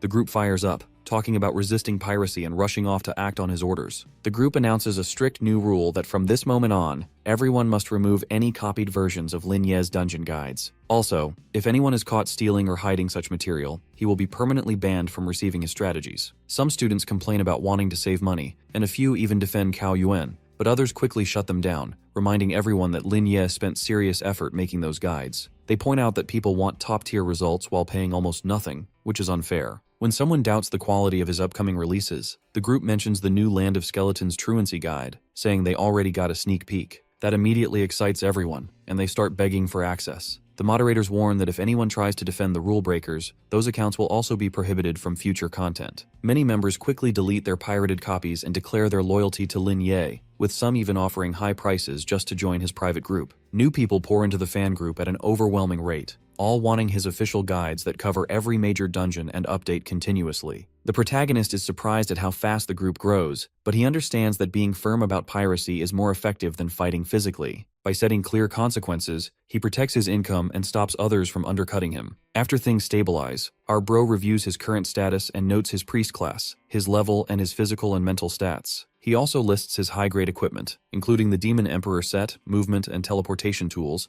and a protective ring. His rare awakened ability allows him to reverse power levels, and his skill set ranges from recovery abilities to moves that drain enemies, control space, support allies, and deal large-scale damage across the battlefield. The protagonist reviews his awakened talent, which lets him flip the nature of any ability that affects him. At its current stage, recovery spells turn into attacks, offensive skills convert into healing, helpful boosts become harmful effects, and weakening skills turn into enhancements. Additionally, he can switch this ability on or off whenever he wants. It also slightly lowers the energy needed for his abilities and shortens cooldown times, aside from limitations related to equipment. To upgrade it further, he needs to reach level 20 and defeat 10,000 creatures using this reversal feature. Further, he notes that the skill seems to be developing in an extremely destructive direction, but he decides to postpone upgrading until after his big exam. With the boost from his recent progress, his intelligence stat is close to 150, and he plans to push that base number higher before improving his other traits like agility, spirit, and durability. Even now, these supporting stats already place him among the best in his year. Lin then contacts Zhao Chuhong to purchase high-quality priest gear. He requests gold-grade items such as a weapon, footwear, a pendant, and a necklace, later sending exact specifications. Zhao explains that obtaining anything above the gold tier is hard, so gold tier options are provided instead. After looking through the listed stats, advantages, and prices, Lin selects a priest staff, a bone necklace, and a jade pendant, deciding that none of the shoe options fit his needs. The cost for those items comes to 350,000, and Lin adds a request for upgrade materials to enhance several pieces of equipment to level 10. Zhao warns that upgrading now may not be efficient, but our bro insists. The total, including all forging expenses, reaches 4 million alliance coins, which our hero pays. The items he buys each come with notable benefits. The bone necklace raises his durability, increases health recovery, and boosts both magical and physical defense. The white jade pendant raises intelligence and spirit and provides a protective white bird that shields him from a large portion of incoming magical damage. The priest-exclusive staff improves intelligence and gives a temporary attack boost to targets affected by his healing techniques. Once everything is prepared, Lin begins strengthening his equipment. Lin finishes upgrading all his gear, bringing each item in his regalia set, healing staff, bone necklace, and jade pendant, to the highest enhancement level. With every piece boosted, he feels confident that this setup will be enough to earn the top grade in the Island of Death, knowing that dungeon rewards there can vary from excellent to disappointing. While he is thinking about this, our guy hears something in his home and soon notices Mumu quietly inside his room, to which the protagonist is surprised she entered without him noticing. Afterwards, Mumu explains she borrowed his bathroom because the hot water in her room isn't working properly. Lin offers to help, but she quickly refuses. She then asks if he has a moment because she wants to discuss something with him. Before continuing, our bro tells her to dry her hair and put on something warm so she doesn't get sick, rushing off to change while he waits. 5 minutes later, Lin asks Mumu what she wants to talk about, to which she nervously brings up Baiji. She further explains that Baiji once told her she isn't fully comfortable with the greatsword class and still struggles when clearing dungeons alone, even after upgrading her gear. The protagonist is surprised since Baiji never mentioned it to him, though he thinks the class is manageable, and adds that if they can find the item needed for a job change, Baiji could switch to something that suits her more. After that, our guy plans to ask Huang Tianqi about it, and says that Baiji herself must decide if she truly wants a different path. Mumu feels relieved, but as she tries to leave, Lin stops her, sensing she has something personal to say. After hesitating, she admits she feels the distance between them growing ever since Lin awakened his talent and reached level 11. She recalls how they were always together since childhood, expecting they would remain the closest partners even after gaining abilities. But now she feels overshadowed,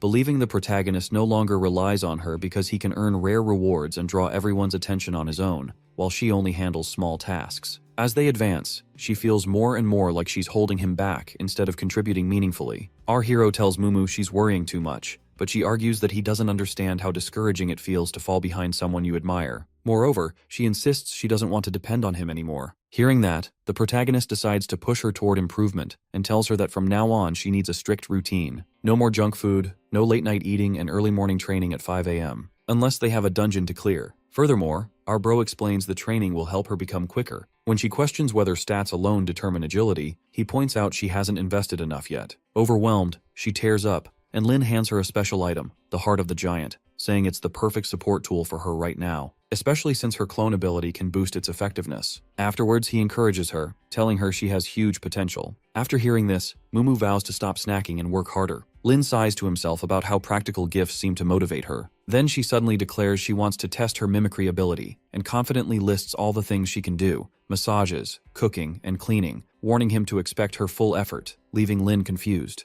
Baiji comes over. Mumu becomes excited after seeing her, and Lin thanks her for handling the errand. After that, Baiji then asks if our hero plans to head into the Land of Death right away without resting. Suddenly, Lin receives a temporary blessing that boosts any chest he earns in a dungeon for the next day. Next, the protagonist says he's fine and tells the girls they should relax instead. Moreover, our guy suggests that Baiji and Mumu take a break and watch a movie since balancing rest with work helps them recover better. Meanwhile, he uses the stone sword key to open the portal to the Land of Death and chooses the hardest mode. Mumu panics when she realizes he selected the catastrophic difficulty, but Lin steps inside anyway. The dungeon is described as a deadly zone filled with undead creatures that devour anything alive. To his surprise, the entrance is calmer than expected. However, as soon as he moves forward, the energy he carries triggers the awakening of multiple powerful undead beings, each one sensing his presence and rising in response, including gold-tier soldiers with strong constitution, moderate strength, and deadly skills like Resentful Fire and Wrath of the Undead. To handle them, Lin summons the Holy Sword Crown Illuminating Crimson Flame. It temporarily boosts his abilities, dealing massive damage, reducing incoming damage, and applying sacred flame effects. Lin considers the sword a shortcut but readies it for use. The dungeon requires surviving 2 hours under the undead assault. It defeats at least one secret realm boss and completes advanced objectives such as killing all bosses, destroying the Death Altar, and clearing all undead without relying on the Holy Sword,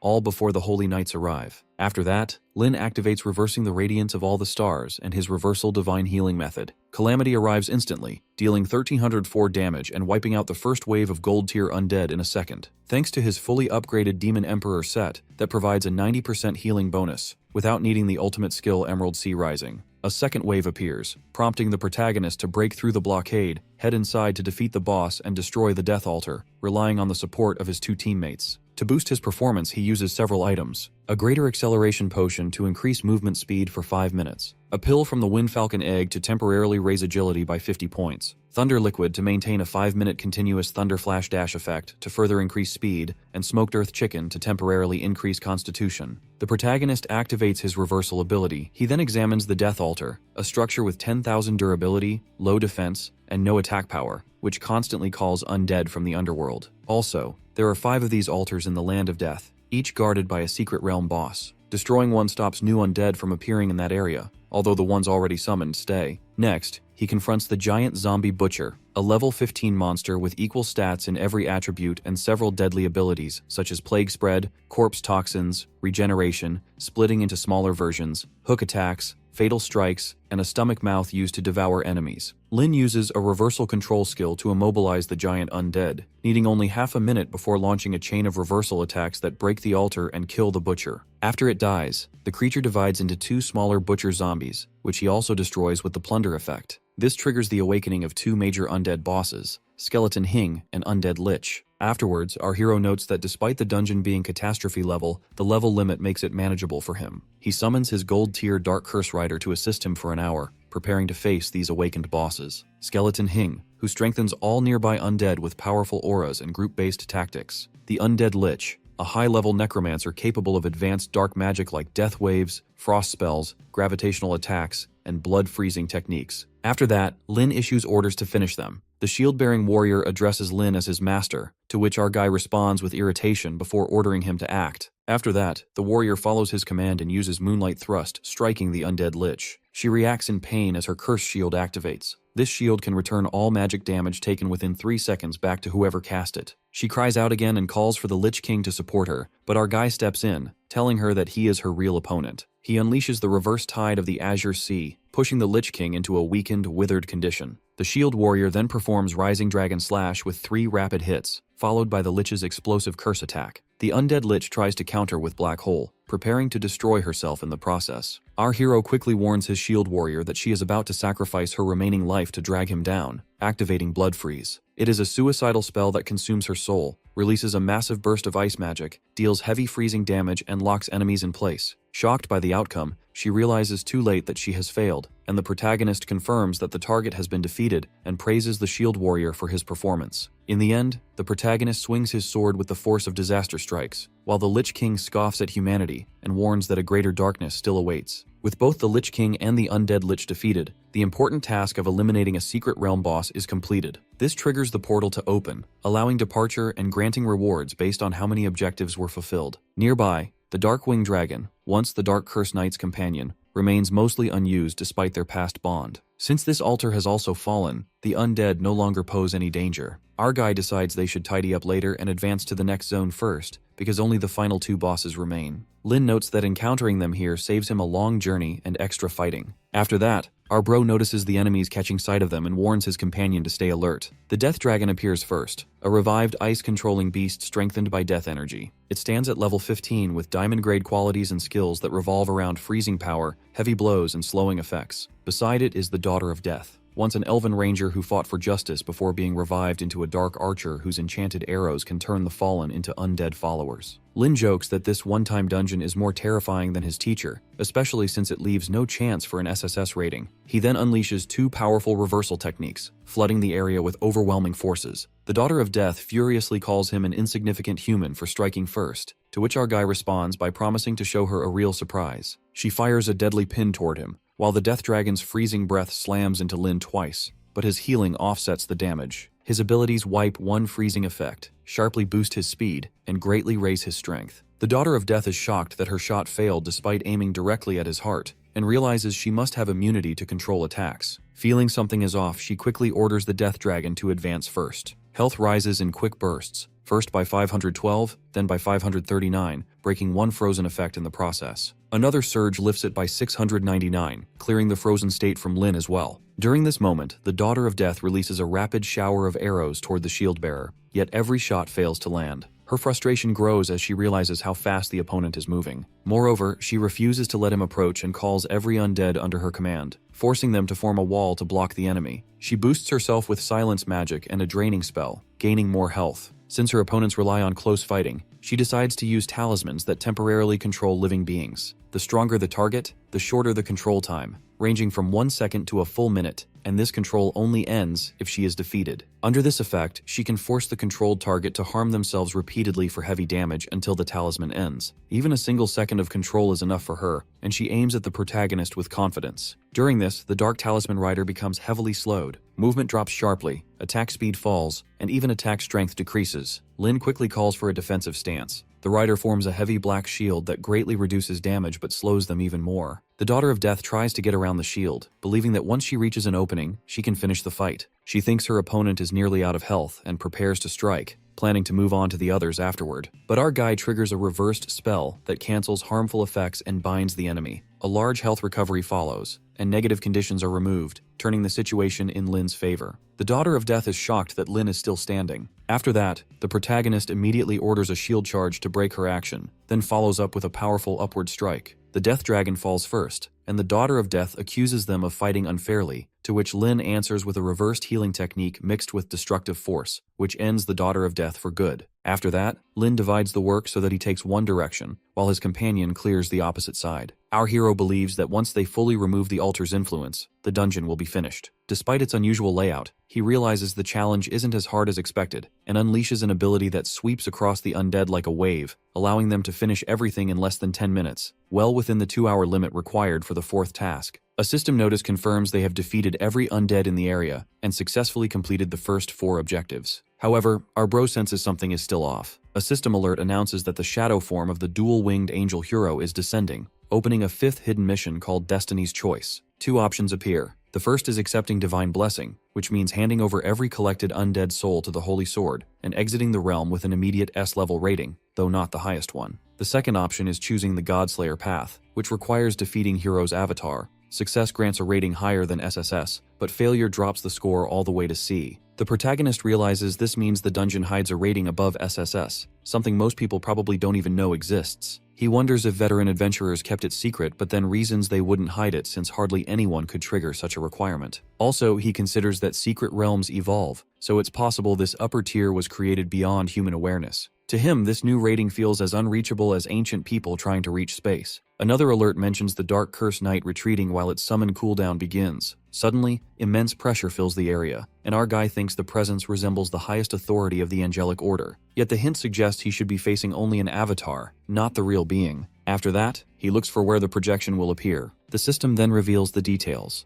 A level 37 shadow manifestation of the dual-winged angel hero, far beyond the recommended level for challengers. Many of its attributes are hidden, but it is clearly designed to overpower death-aligned opponents. When the avatar arrives, it addresses Lin directly and commends him for cleansing the land. It expresses gratitude on behalf of the Holy Kingdom, declaring that the undead deserve to be sealed away once more. Afterwards, the angel instructs Lin to hand over the Holy Sword and leave the area. Our hero pauses, questioning why he receives no reward after clearing every undead in the realm. After hearing this, Angel Hero reacts sharply, treating Lin's question as insolence and reminding him that mortals should be thankful and depart without interfering. Our hero notices how the angel speaks from a position far above humanity, treating people like disposable tools rather than allies. What's more, Angel Hero mentions cleanup work, for which Lin suspects there is something else happening behind the scenes, something the angel wants credit for even though Lin was the one who handled the danger. Later, our bro challenges this attitude and refuses to let the angel take the recognition for his efforts, to which Hero belittles humans, calling them insignificant beings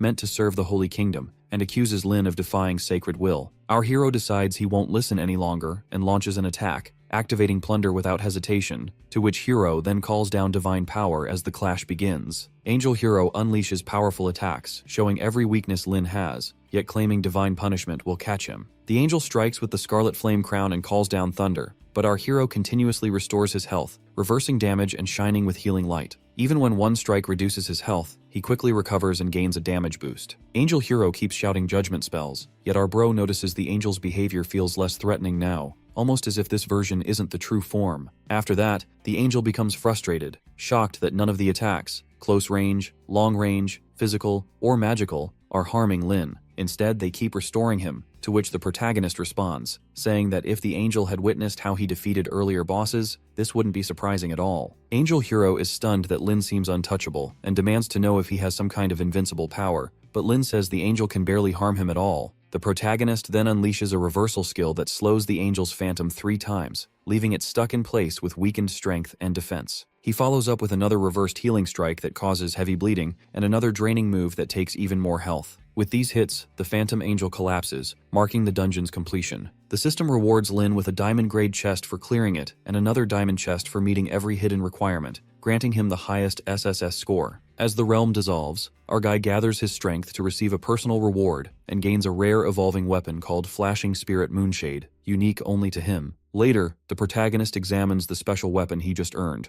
a rare item called Flashing Spirit Moonshade. It is a personal evolving weapon only he can use, and even at its first stage, it raises all his stats and provides 3 modes. One focused on healing, one built for heavy destruction, and one that mixes damage with self-recovery. The weapon can grow stronger when fed similar priest weapons, unlocking even more abilities. Also, its healing mode lets him restore others, and use a moonlight-based skill. The destructive mode gives him a devastating area attack, and the shadow mode lets him dodge everything for a moment and teleport. Indeed, Lin notices that the weapon is already powerful enough to rival treasure from the dungeon, which makes him wonder if its final rank could surpass the diamond tier. After opening both diamond chests, he gains many upgrades: extra attribute points, rare equipment, fast attack skills, accessories like an ancient dragon necklace, and items with special effects. With all points added to intelligence, his stats now resemble those of someone near level 20, even though he is only level 11. His gear set, awakened talent, and reversal-based abilities make him far stronger than before. Since his luck buff is still active, he considers challenging another dungeon. But when our hero steps outside from the dungeon, he finds Chao waiting.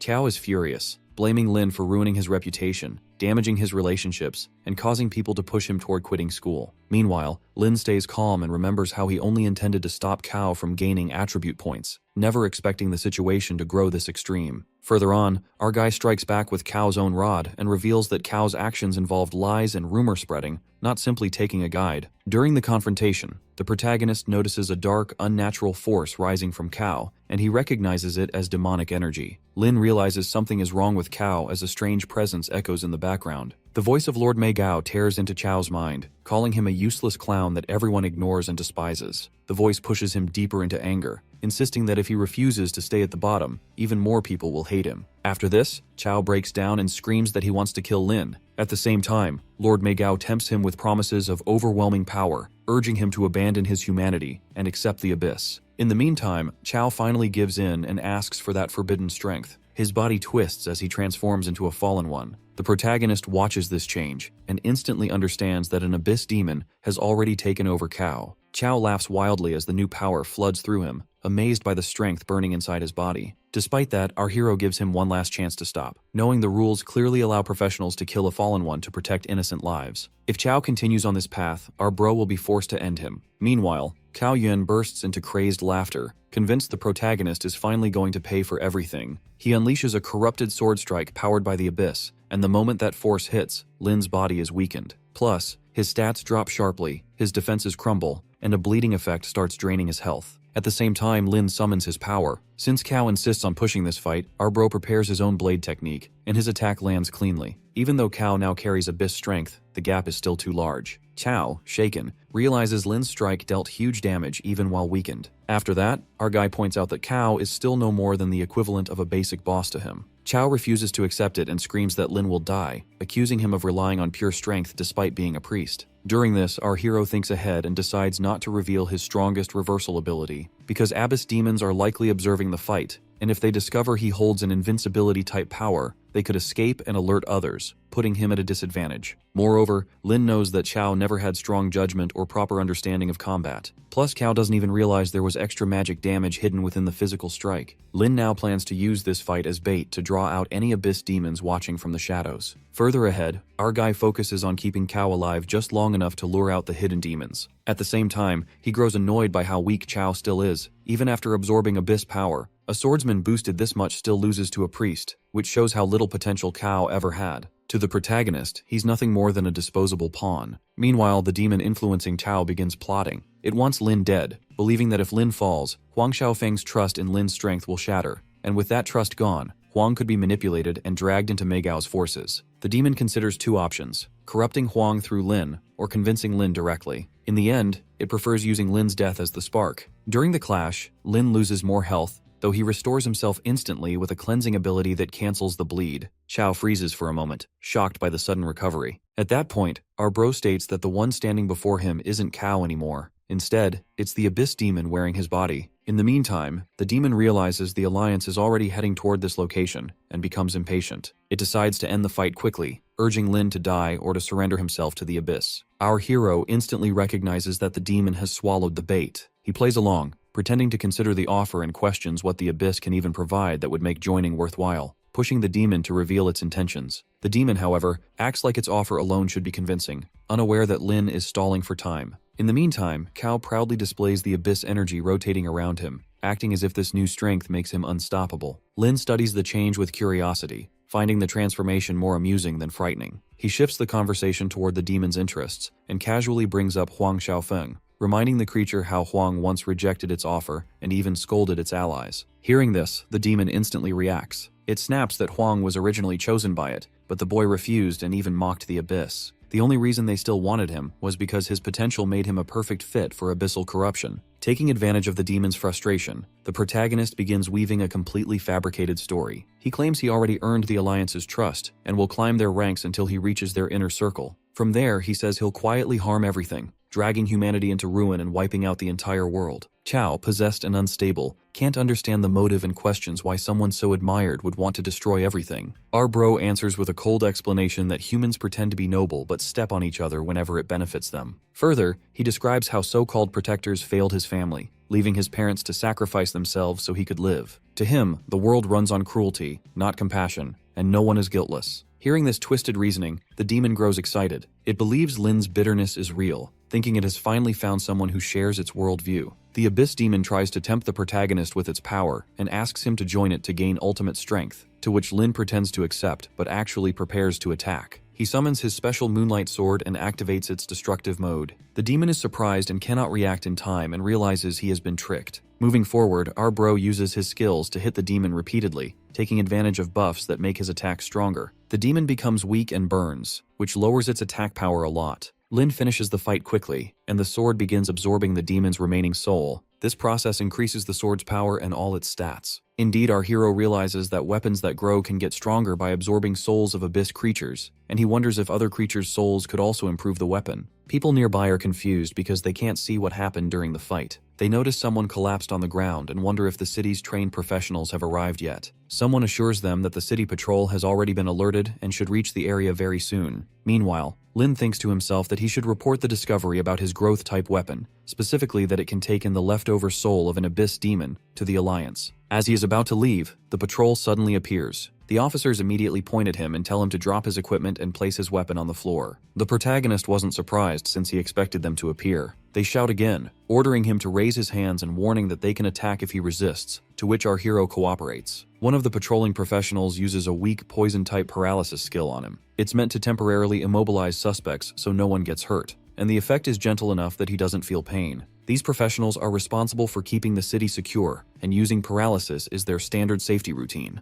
They then spread out to inspect the battlefield, treat the wounded, talk to the people watching, and check for any clues. A moment later, one of the officers reports back that the badly injured person lying unconscious is a student, but he has traces of abyss energy inside him, meaning he was corrupted by an abyss demon. The officer also points out that there is a corpse from an abyss demon at the scene as well. The patrol team inspects the scene and discovers something shocking: the remains of a level 20 abyss demon. Its body is covered in blade marks, yet only a skeleton is left, as if something drained it completely. The officers can't believe that the young man they just restrained could be responsible for killing it. They check Lin Ye's information, a level 11 student from the city's main academy. The idea that someone at his level defeated such a creature seems impossible, and the officers are stunned because they recognize him as the talented student people often talk about. The squad captain arrives and introduces himself as Wang Machao from the Alliance's Abyss Demon Extermination Task Force. He orders the paralysis on Lin to be removed and begins questioning him. After that, he asks if the protagonist was the one who took down the Abyss Demon, and whether the severely injured student nearby turned into a corrupted fighter under the demon's influence. Lin confirms everything, and further explains that the wounded student is Chao Yuan, who transformed and attempted to kill him, so he acted in self-defense. When the captain asks how the demon was forced into its real form, Lin suggests that it had been secretly watching its chosen targets and acted quickly to empower Cao Yuan. Because of that, it briefly revealed its true self, giving our bro the chance to trap it.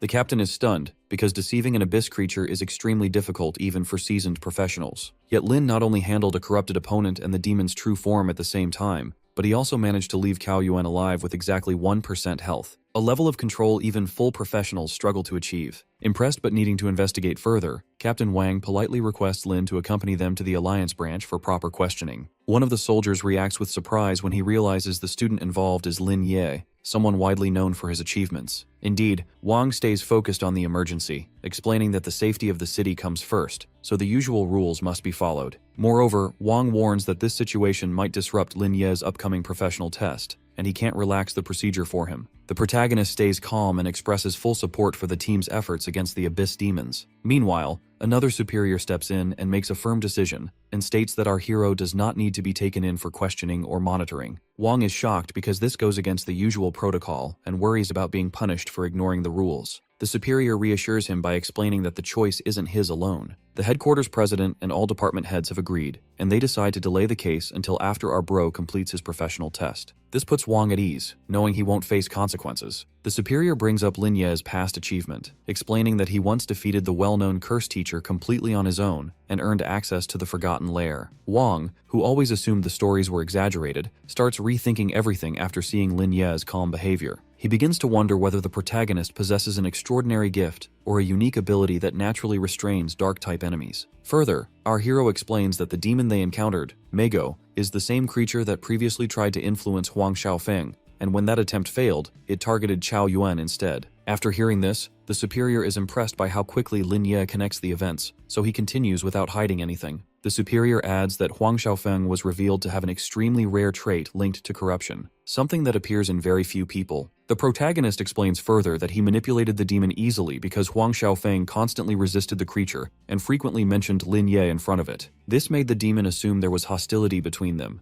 leading it to believe that replacing the protagonist would help win Huang Xiaofeng over. The superior bursts into admiration, praising Lin Ye for defeating the demon, capturing the corrupted individual alive and gathering valuable intel, all tasks that even experienced professionals sometimes fail to accomplish. Additionally, he prepares to let Lin Ye continue his preparations without interruption. Before leaving, our bro stops him and says there's one more thing he wants to reveal, but it requires privacy, and he politely requests that the area be cleared of everyone who isn't directly involved. The boss orders Ma Chao to clear the field since Lin Ye told him he needed privacy. He instructs Ma Chao to take their designated team but leave their equipment for Lin Ye. Ma Chao nods along to his boss's instructions and orders his division to get into formation and clear the field. Soon, the armed forces step back, leaving Ma Chao with Lin Ye. Ma Chao apologizes to Lin Ye for his reckless behavior and hands his phone back to him. Once Lin Ye is satisfied that no one is invading their privacy, he gets back to the boss. The boss asks what he wanted to tell him, and Lin Ye shows his moonshade, explaining that spectral moonshade was obtained by him as a weapon after beating Death Valley. It was needed in order to kill the Abyss demon, and the weapon later absorbed the demon's power within it. The boss is shocked at the limitless possibilities, but Lin Ye tells him that very little is known about self-improving weapons like moonshade. Even the best libraries around the city do not have proper information about them. This made him wonder about the weapon's use, if it could kill real-life enemies like the Abyss demon and level up while doing so. The boss explains that such self-improvement weapons are insanely rare, and since the establishment of the Union, only 3 have ever surfaced and were recorded. He says he cannot provide classified information, but from what he knows, self-improvement weapons increase EXP through defeating enemies inside dungeons, and no weapon in real life provides such growth. Lin Ye raises his weapon and asks if he is the first person ever to do that. The boss smiles and nods, thanking him for providing such important and personal information to the Union and trusting them with it. Lin Ye then says he wants to share his opinion about the weapon. He believes Spectral Moonshade is the first weapon ever to achieve this, but if the first exists, then a second must exist too. He thinks it is not possible for the weapon to exist in only one piece. From now on, more weapons or tools that humans are not aware of may appear to fight and counter the Abyss demons, which he believes is a great thing for humanity. The boss agrees, delighted to hear this, but tells him the information must remain confidential. He warns him not to tell anyone because, according to the old saying, possession of wealth brings trouble, and since he possesses something extremely rare, envy will follow.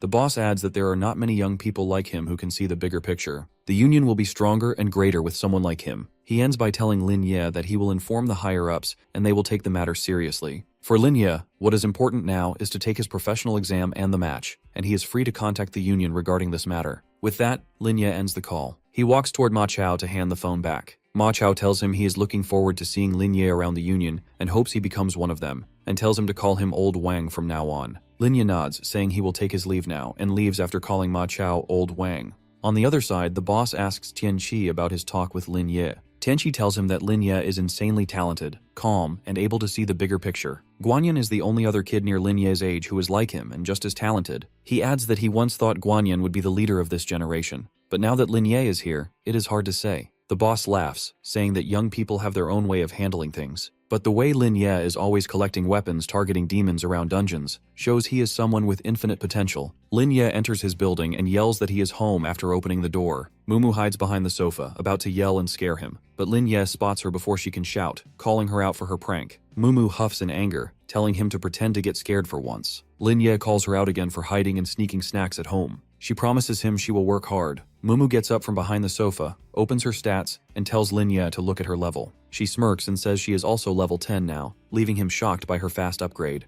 Mumu asks if she did good and if he is satisfied with her development, then asks if it's possible to go to the dungeon together tomorrow. Lin Ye pets her head and asks with concern if she is working too hard and pulling all-nighters because he has seen her stats. Mumu shakes her head, saying that she is not. Mumu tells him that it was little Mumu instead of her who went to the dungeons and grinded all night for her. Lin Ye asks who little Mumu is now, to which Mumu asks if he still hasn't realized that it was her imitation tear, because as long as the tear fights alone for her, she will obtain the skills and all the rewards along with them. Lin Ye asks if she means there is no restriction for time and distance for the tear. As long as her tear fights the domains, it is okay and she will get the rewards. He asks if her tear can fight dungeons without commands. Mumu opens her stats and answers that it is possible since her imitation tear is in the dungeon Lockless Nightmare right now as they speak. Lin Ye peeks at her stats and tells her that he sees the boss is in the critical stage according to the system reminders, and asks if the fight is about to be over already. He asks if she can monitor little Mumu's moves from the monitor all the time while she fights domains. Mumu annoys him, asking if he is jealous, to which Lin Ye nods, saying that he also wants a helper like little Mumu. He leans in and asks another question about whether the tear ever gets tired, because it does not seem like little Mumu is getting tired if she is going to the dungeons indefinitely. Mumu looks at him and says she is unable to understand why Master Lin Ye is asking stupid questions. Lin Ye huffs and says he is shocked at how talented her talent is, because he seems to need to redo her level up plans from level 10 to level 20. Mumu nods but asks what he means by her level up plans. Lin Ye tells her how he has to consider her talent and add all the new equipment and skills to create an optimal way to help her level up. She agrees to give him the information, but when he asks for her height, weight, and measurements, Mumu gets shy and asks why he wants to know all that. Lin Ye realizes his question and tells her that this information is for better attribute record rates and tells her to stop thinking weird things. He adds how her attributes later affect how well her imitation tier can perform during dungeon fights and how this is a way of optimizing her maximum advantages. Lin Ye goes into full master mode and tells her how killing a monster from a lower level dungeon doesn't matter, but high level ones matter a lot because the details and slightly off measurements in the attributes can change her overall outcome in a second, which is also expensive to fix if something like that happens. Mumu tells him that she understands, but that means he can easily ask her measurements. He understands her viewpoint and shifts the topic to Baiji, asking if she also wants a profession change and asks Mumu to ask Baiji if she is comfortable sharing her data, and it is okay if she does not want to since it is all about privacy. His carefully chosen words do not sit well with Mumu as she asks if he really wants other people's data now and slams the door on his face. Lin Ye slaps his head, trying to tell her that he only wanted to help their teammate. Mumu sits on her bed huffing in anger, asking if it is important to give her actual measurements, because it seems important to get even stronger. She remembers all the events she has spent with Lin Ye, and then takes out her fake implants from her chest and measures herself, getting frustrated that her body still hasn't grown even after drinking all that milk. She asks if Lin Ye will make fun of her. Mumu holds her head in her hands, asking herself how she always claimed that she was not lying, but now her image will be shattered. Suddenly she remembers little Mumu, thinking that she can take little Mumu's measurements instead of hers. She calls out her imitation tier after checking that she has finished clearing the dungeon. Little Mumu appears, confused, as Mumu takes a measuring tape and wraps it around her, causing a ruckus in her room that can be heard from outside. Lin Ye hears the chaotic noise from the room and wonders what could be happening inside when there is only Mumu. 10 minutes later, Mumu comes out of her room hiding her face. She hands over the datasheet to Lin Ye. Mumu says that she is done with the test and tells him to take a look at it himself, instructing him not to share it with anyone. Lin Ye takes the paper and looks at her data. Mumu asks if there is a problem with anything since Lin Ye is making a confused face. Lin Ye tells her that the data doesn't seem okay. Mumu tries to hide her face and answers that it is the same she had from her last physical exam. Lin Ye tries to warn her about the possibilities, telling her that if the data is not accurate, their strategy can fail and won't be useful. Mumu snatches the paper from him, then changes the answer to her actual measurements and hands the sheet back to Lin Ye in anger. Lin Ye proudly takes the sheet and smiles, saying that this data is more accurate, then asks if she asked Baiji to give hers. Mumu tells him that Baiji refused, then imitates Baiji's actions to show what she said exactly. She doesn't want the big boss to worry and fuss over something so incredibly troublesome. Mumu adds even more flair in her imitation, and continues that Baiji said the big boss already gave her so much good equipment and resources. She has earned enough attribute points, and how can she possibly ask for more? Mumu takes her phone, showing Baiji's text to Lin Ye.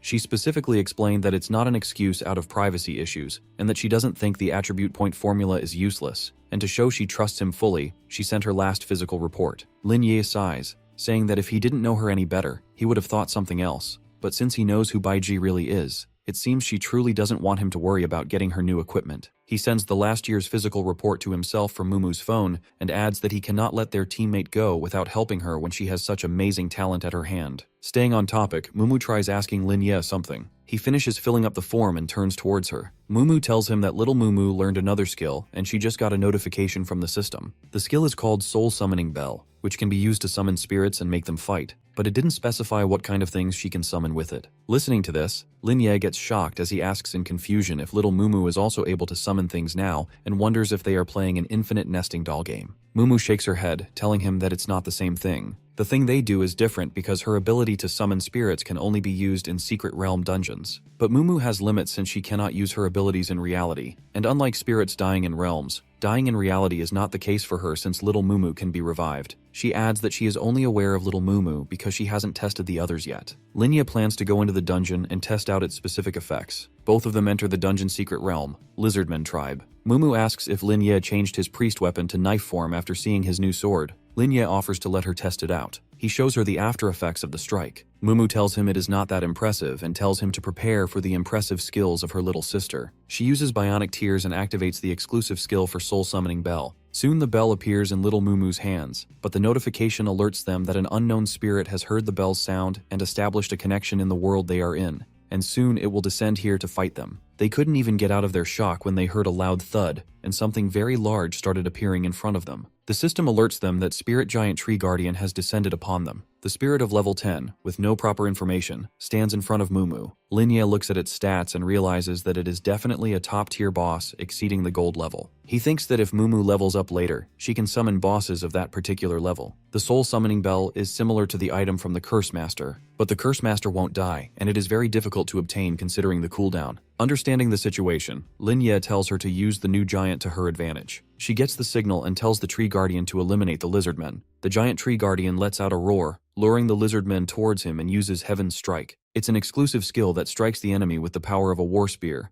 and if another strike is attached, the enemy can no longer survive. Lin Ye looks at the giant Guardian Tree's strike. He thinks about how Heaven's Strike resembles one of the Goblin King's skills. However, the Goblin King's attack had a much wider angle. The damage was also 10 times higher and far more destructive. He asks Mumu if he can try fighting it himself. Mumu becomes confused. She immediately denies his request. She tells him to sit back and relax, explaining that the Guardian Tree guy is his teammate right now. She adds that there is still one boss left. That boss will give Lin Ye a good opportunity to see how capable he really is when fighting solo. Lin Ye shakes his head at her tantrum. He says that she misunderstood him. He explains that he was talking about fighting with the bionic tears. Little Mumu is instantly shocked. She hides behind Mumu, who shields her protectively. Mumu angrily refuses his idea. Lin Ye asks why she refused him. Before she can answer, he changes the topic. He instructs Mumu to make the Great Guardian Tree stand by until the next region. He explains his reasoning. When the Lizardman Chief appears, they can all witness the fight. The Chief will be a better test of the Tree Brothers' skills. After that, Lin Ye will handle the rest himself. He swiftly changes his form into the Blade of Destruction. He has slain the Lizardman guard.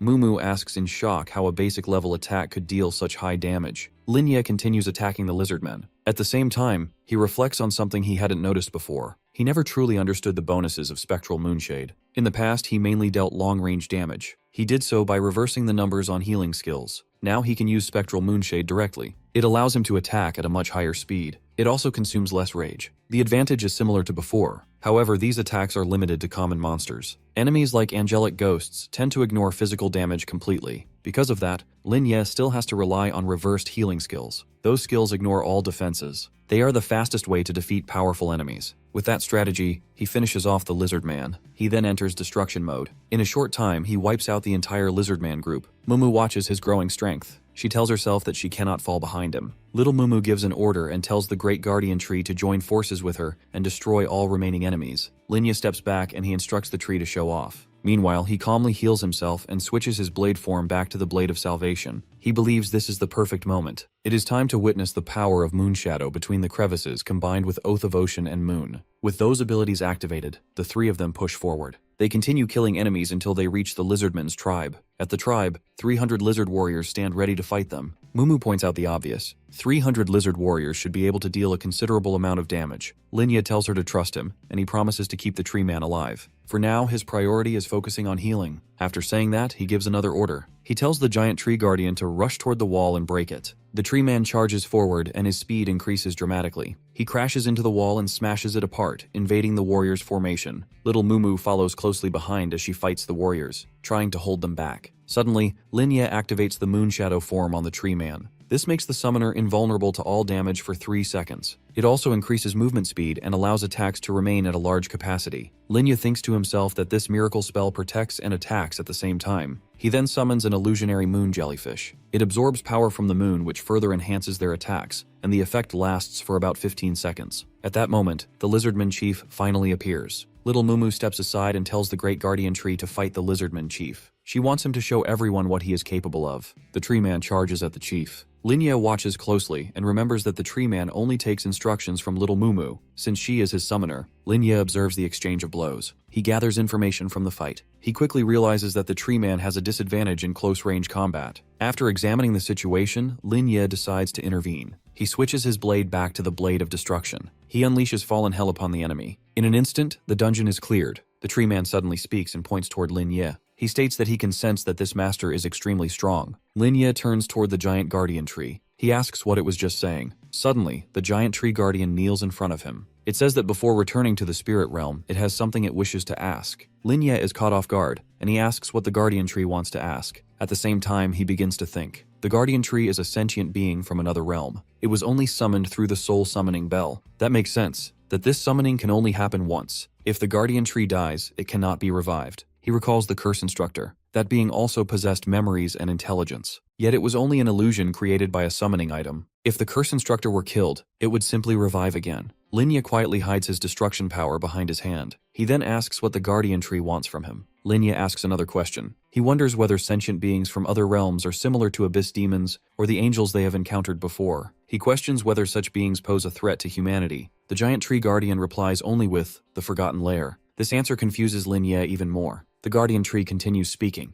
It says that it wishes Linya would bring its master to the Forgotten Lair. It explains that Linya carries a special mark. That mark grants him the authority to enter their lair. It adds something else. Its master also possesses the same mark. Because of this, Linya can take her along as well. Linya asks who the master is, and asks who the guardian tree itself truly is. The giant tree guardian points toward Little Mumu. It replies that it is merely an ordinary, nameless soldier. Linya falls silent. Then after a moment, he instructs the tree guardian to stand up. Just then, a system notification appears. It asks whether he wants to open the reward chest now. Linya tells the tree guardian that he still needs to confirm something. Only after that will he consider agreeing to its request. He then orders Mumu to leave. Mumu notices the sudden shift in Linya's mood. She wonders what could have gone wrong so abruptly. Meanwhile, Linya continues thinking. Normally, a professional's talent is under the absolute control of the awakened individual. A talent cannot exist without its professional. Awakening a talent is the very foundation of becoming stronger. Essentially, the professional and the talent exist in a symbiotic relationship. Once the professional dies, the talent disappears. This remains true no matter how powerful that talent may be. Even summoned creatures with intelligence would instinctively protect their own master. However, something feels wrong to Linya. The fact that bionic tears can summon a creature from another realm troubles him. What troubles him more is that this creature acknowledges Mumu as its master. She even possesses a pass that allows entry into the Forgotten Lair. When Linya thinks of Angel Kuro's projection, a chill runs through him. He realizes that Mumu could be in danger. Worse still, humanity itself could be at risk. He tells himself that he must resolve this matter as soon as possible.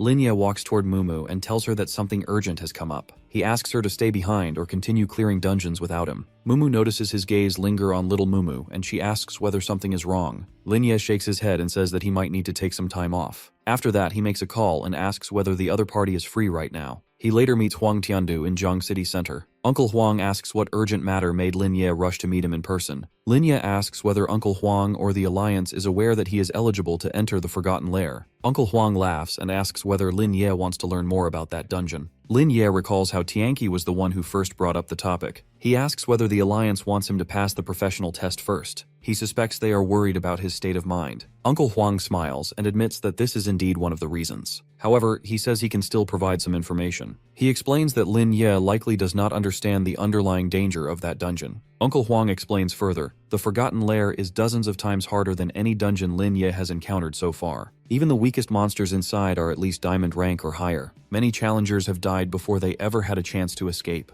Lin Ye asks whether the danger comes from a lack of equipment or simply from the diamond rank monsters. Uncle Huang confirms that both are correct. Still, people continue to enter the dungeon. He explains why. Defeating the boss grants legendary rank equipment. If someone enters solo, they may even obtain mythical equipment and skills. Lin Ye comes to a realization. The Alliance does not want him to become arrogant. If he enters that dungeon believing himself to be invincible, like Shofeng, he will die instantly. Lin Ye asks what rank is required to enter the Forgotten Lair. Uncle Huang replies that the minimum requirement is level 15. However, he strongly recommends waiting until level 20. Lin Ye reassures him that he is not reckless. He promises that he will make proper preparations before entering. Uncle Huang then shifts the topic. He explains that the Alliance has recently taken an interest in investigating the demons of the Abyss and the Fallen Ones. He mentions an evil fallen being known as the White Clown. It has appeared recently. They have also received intelligence. Many Abyss apes are hiding within the Alliance itself. With this situation, the Jiang City Alliance is preparing to take major action. As professionals, they must maintain peace and prevent history from repeating itself in tragedy.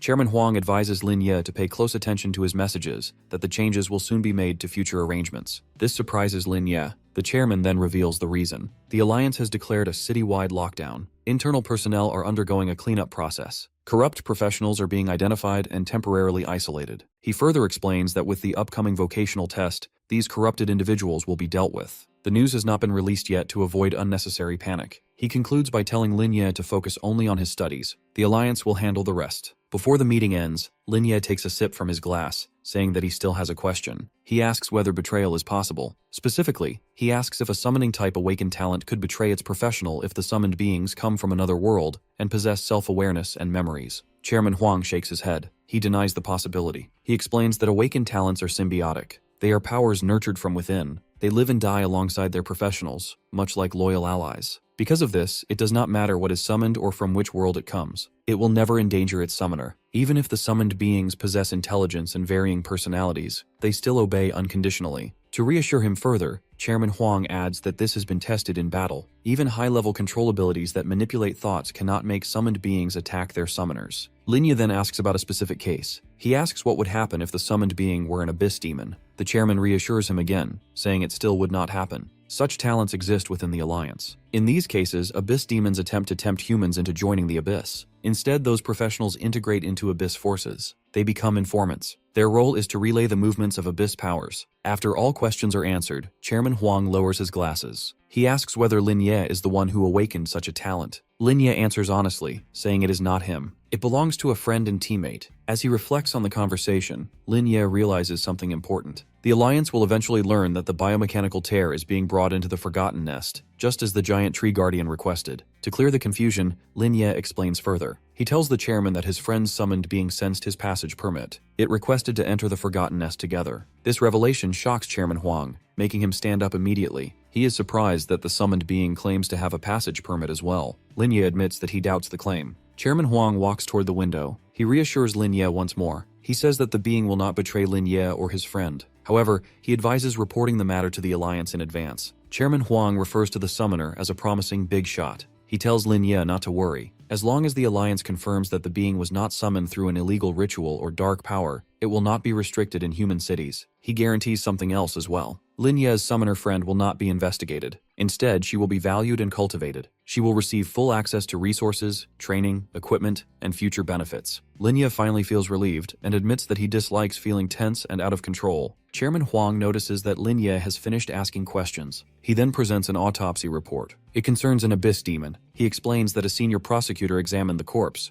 The conclusion was that it was killed by a special magical attack. Although the demon appeared burned, its cells and organs suffered sudden exhaustion and atrophy. They stopped functioning entirely. The effect resembles old-time paraquat poisoning. Chairman Huang asks Lin Ye a question. He asks whether his awakened talent is poison milk. He hands over the report. Lin Ye is impressed by the level of detail. After reviewing it, Lin Ye confirms the truth. Chairman Huang smiles and explains that the alliance had been arguing over the cause of death. That debate will now end, and the credit belongs to Lin Ye. Lin Ye looks confused, to which Chairman Huang is surprised by his reaction. He asks whether Lin Ye is unaware of the bounty placed on abyss demons. Before Lin Ye can answer, the chairman explains. The Professional Alliance awards merit for every abyss demon slain. He tells Lin Ye to wait for the award ceremony. The rewards include platinum-level optional equipment, skill books, rare materials, and special items. Lin Ye can specify what he wants. Feeling excited, Lin Ye asks whether the items can be sent to him. When Chairman Huang agrees, Lin Ye asks for permission to leave. He wants to take his teammates into another dungeon. As Lin Ye stands up,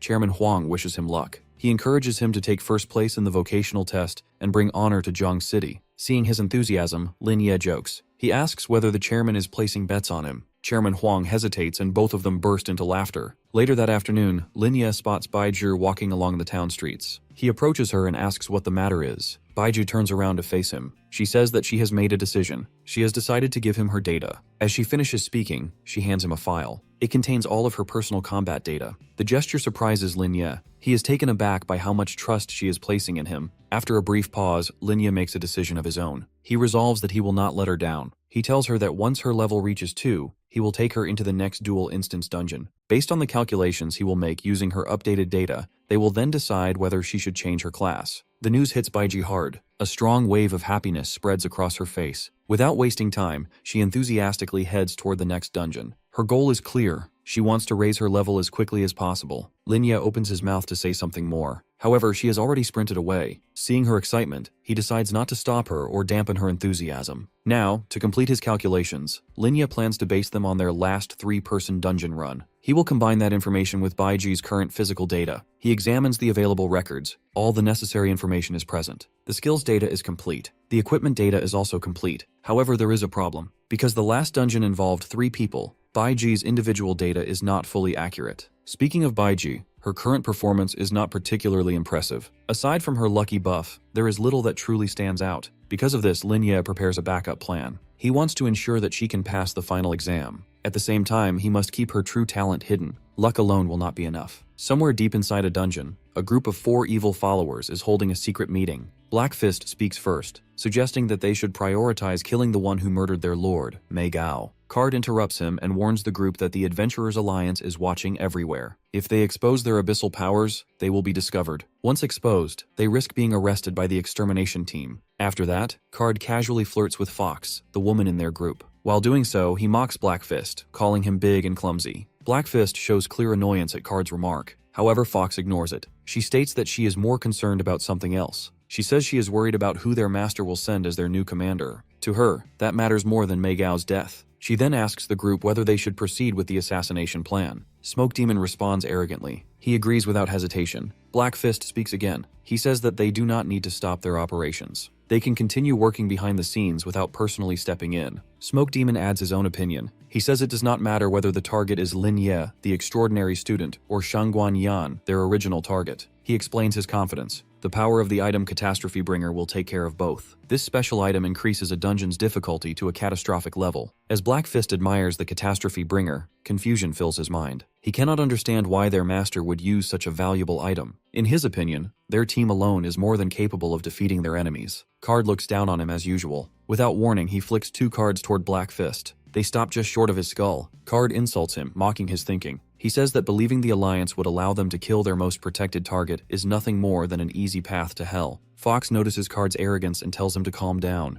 She explains that Black Fist is simply straightforward, and his intelligence is not particularly high. Black Fist remains seated and stays calm despite being mocked once again. Card, however, grows even more irritated. He complains loudly about having stupid colleagues. He calls Black Fist a bald donkey and says that he will eventually bring disaster upon the team. Before Fox can warn Card about his sharp tongue, Black Fist suddenly stands up. To everyone's surprise, he bows his head toward Card and apologizes. Smoke Demon immediately tries to stop him. He reminds Black Fist that his strength far exceeds Card's. At that moment, the Catastrophe Bringer begins to glow brighter. The light rises higher into the air. A command echoes ordering them to welcome their master. The 4 of them kneel down. Within the light, the reflection of their master appears. Addressing Mei Gao's death, the master announces his decision. Another abyss demon will be assigned to lead them. An evil fallen will assist as well. He then reveals the name of the evil fallen, White Clown. Smoke Demon reacts instantly, saying that they already know him. White Clown has killed nearly 1,000 people, and among them are more than a dozen high-level adventurers. He has set an infamous record. The way Smoke Demon speaks makes their master realize something. They do not want White Clown involved. When asked for the reason, Smoke Demon explains further. With White Clown's power, he would be a threat to their own lives. For that reason, Smoke Demon refuses to act if White Clown enters Jiang City.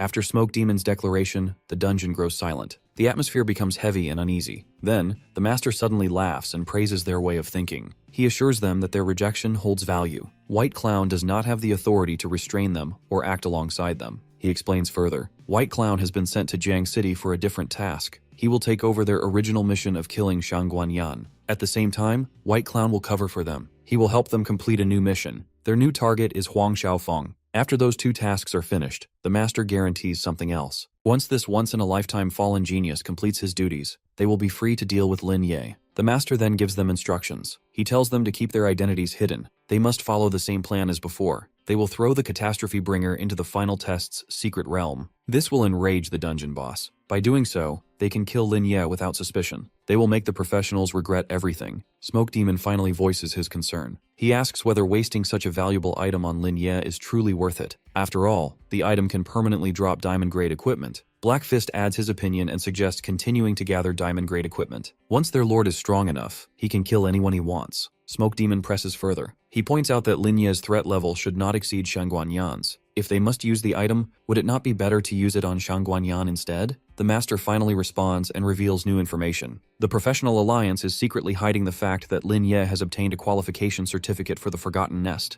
Because of this, Lin Ye's life is now more valuable than that of the Lingyun sect's leader. As a result, Shangguanyan's secret protectors have shifted their focus. They are now guarding Lin Ye instead. This makes it extremely difficult. Even with White Clown's involvement, harming Lin Ye would be nearly impossible. Once the group understands the situation, the master makes a promise. He will take them to the Abyss for baptism. They will become true Abyss warriors. However, he adds a condition that if they fail, they will never receive deeper Abyss powers. The next day, during the award ceremony, the principal praises Lin Ye's achievements in front of everyone. He announces that Lin Ye is worthy of receiving a certification of recognition. Whispers spread throughout the crowd. People speak in awe about how terrifying Lin Ye is. He defeated Xiaoqin and made Director Huang apologize. Now he has even killed an Abyss demon alone. The whispers continue, and people mention that he is already the top-ranked student. They predict he will also dominate the final test and become a leader once he joins the alliance. Mumu feels proud as she listens. However, the tone shifts. People begin worrying that Lin Ye will become a target for Abyss demons. Mumu grows worried as well. Still, others reassure her. They claim that Abyss demons are cowards who would never dare confront professionals head-on. While Mumu sulks over Lin Ye not telling her about the danger, the principal steps forward to present the certificate. Once again, he praises Lin Ye's outstanding actions. He calls him the future hope of the alliance. Lin Ye feels flattered by the attention. He responds humbly. He states that every professional is a hope for eliminating the Abyss forces. After that, he is presented with several platinum-grade equipment pieces and skill books. He hesitates and says that he cannot take all of them, as he would not use many anyway. As he examines the options, he realizes something. Although the stats are tempting, they do not provide much improvement. In the end, he chooses 3 items: Invigorating Belt, Swift Boots, and Holy Light. He recalls that Holy Light is a skill of the White Spirit Rider. If reversed, it could drastically reduce enemy attributes or even cause berserk effects. As he acquires the items, he calculates further. With Swift combined with the Ancient Dragon Necklace, he gains a 50% reduction to movement slow effects. This completely counters agile bosses. It also fills a gap in his attributes. The crowd admires his growing strength. The principal concludes the ceremony. He tells the students to return to studying, enter dungeons, and prepare for the exam. Before Lin Ye leaves, the principal stops him. He reveals something important.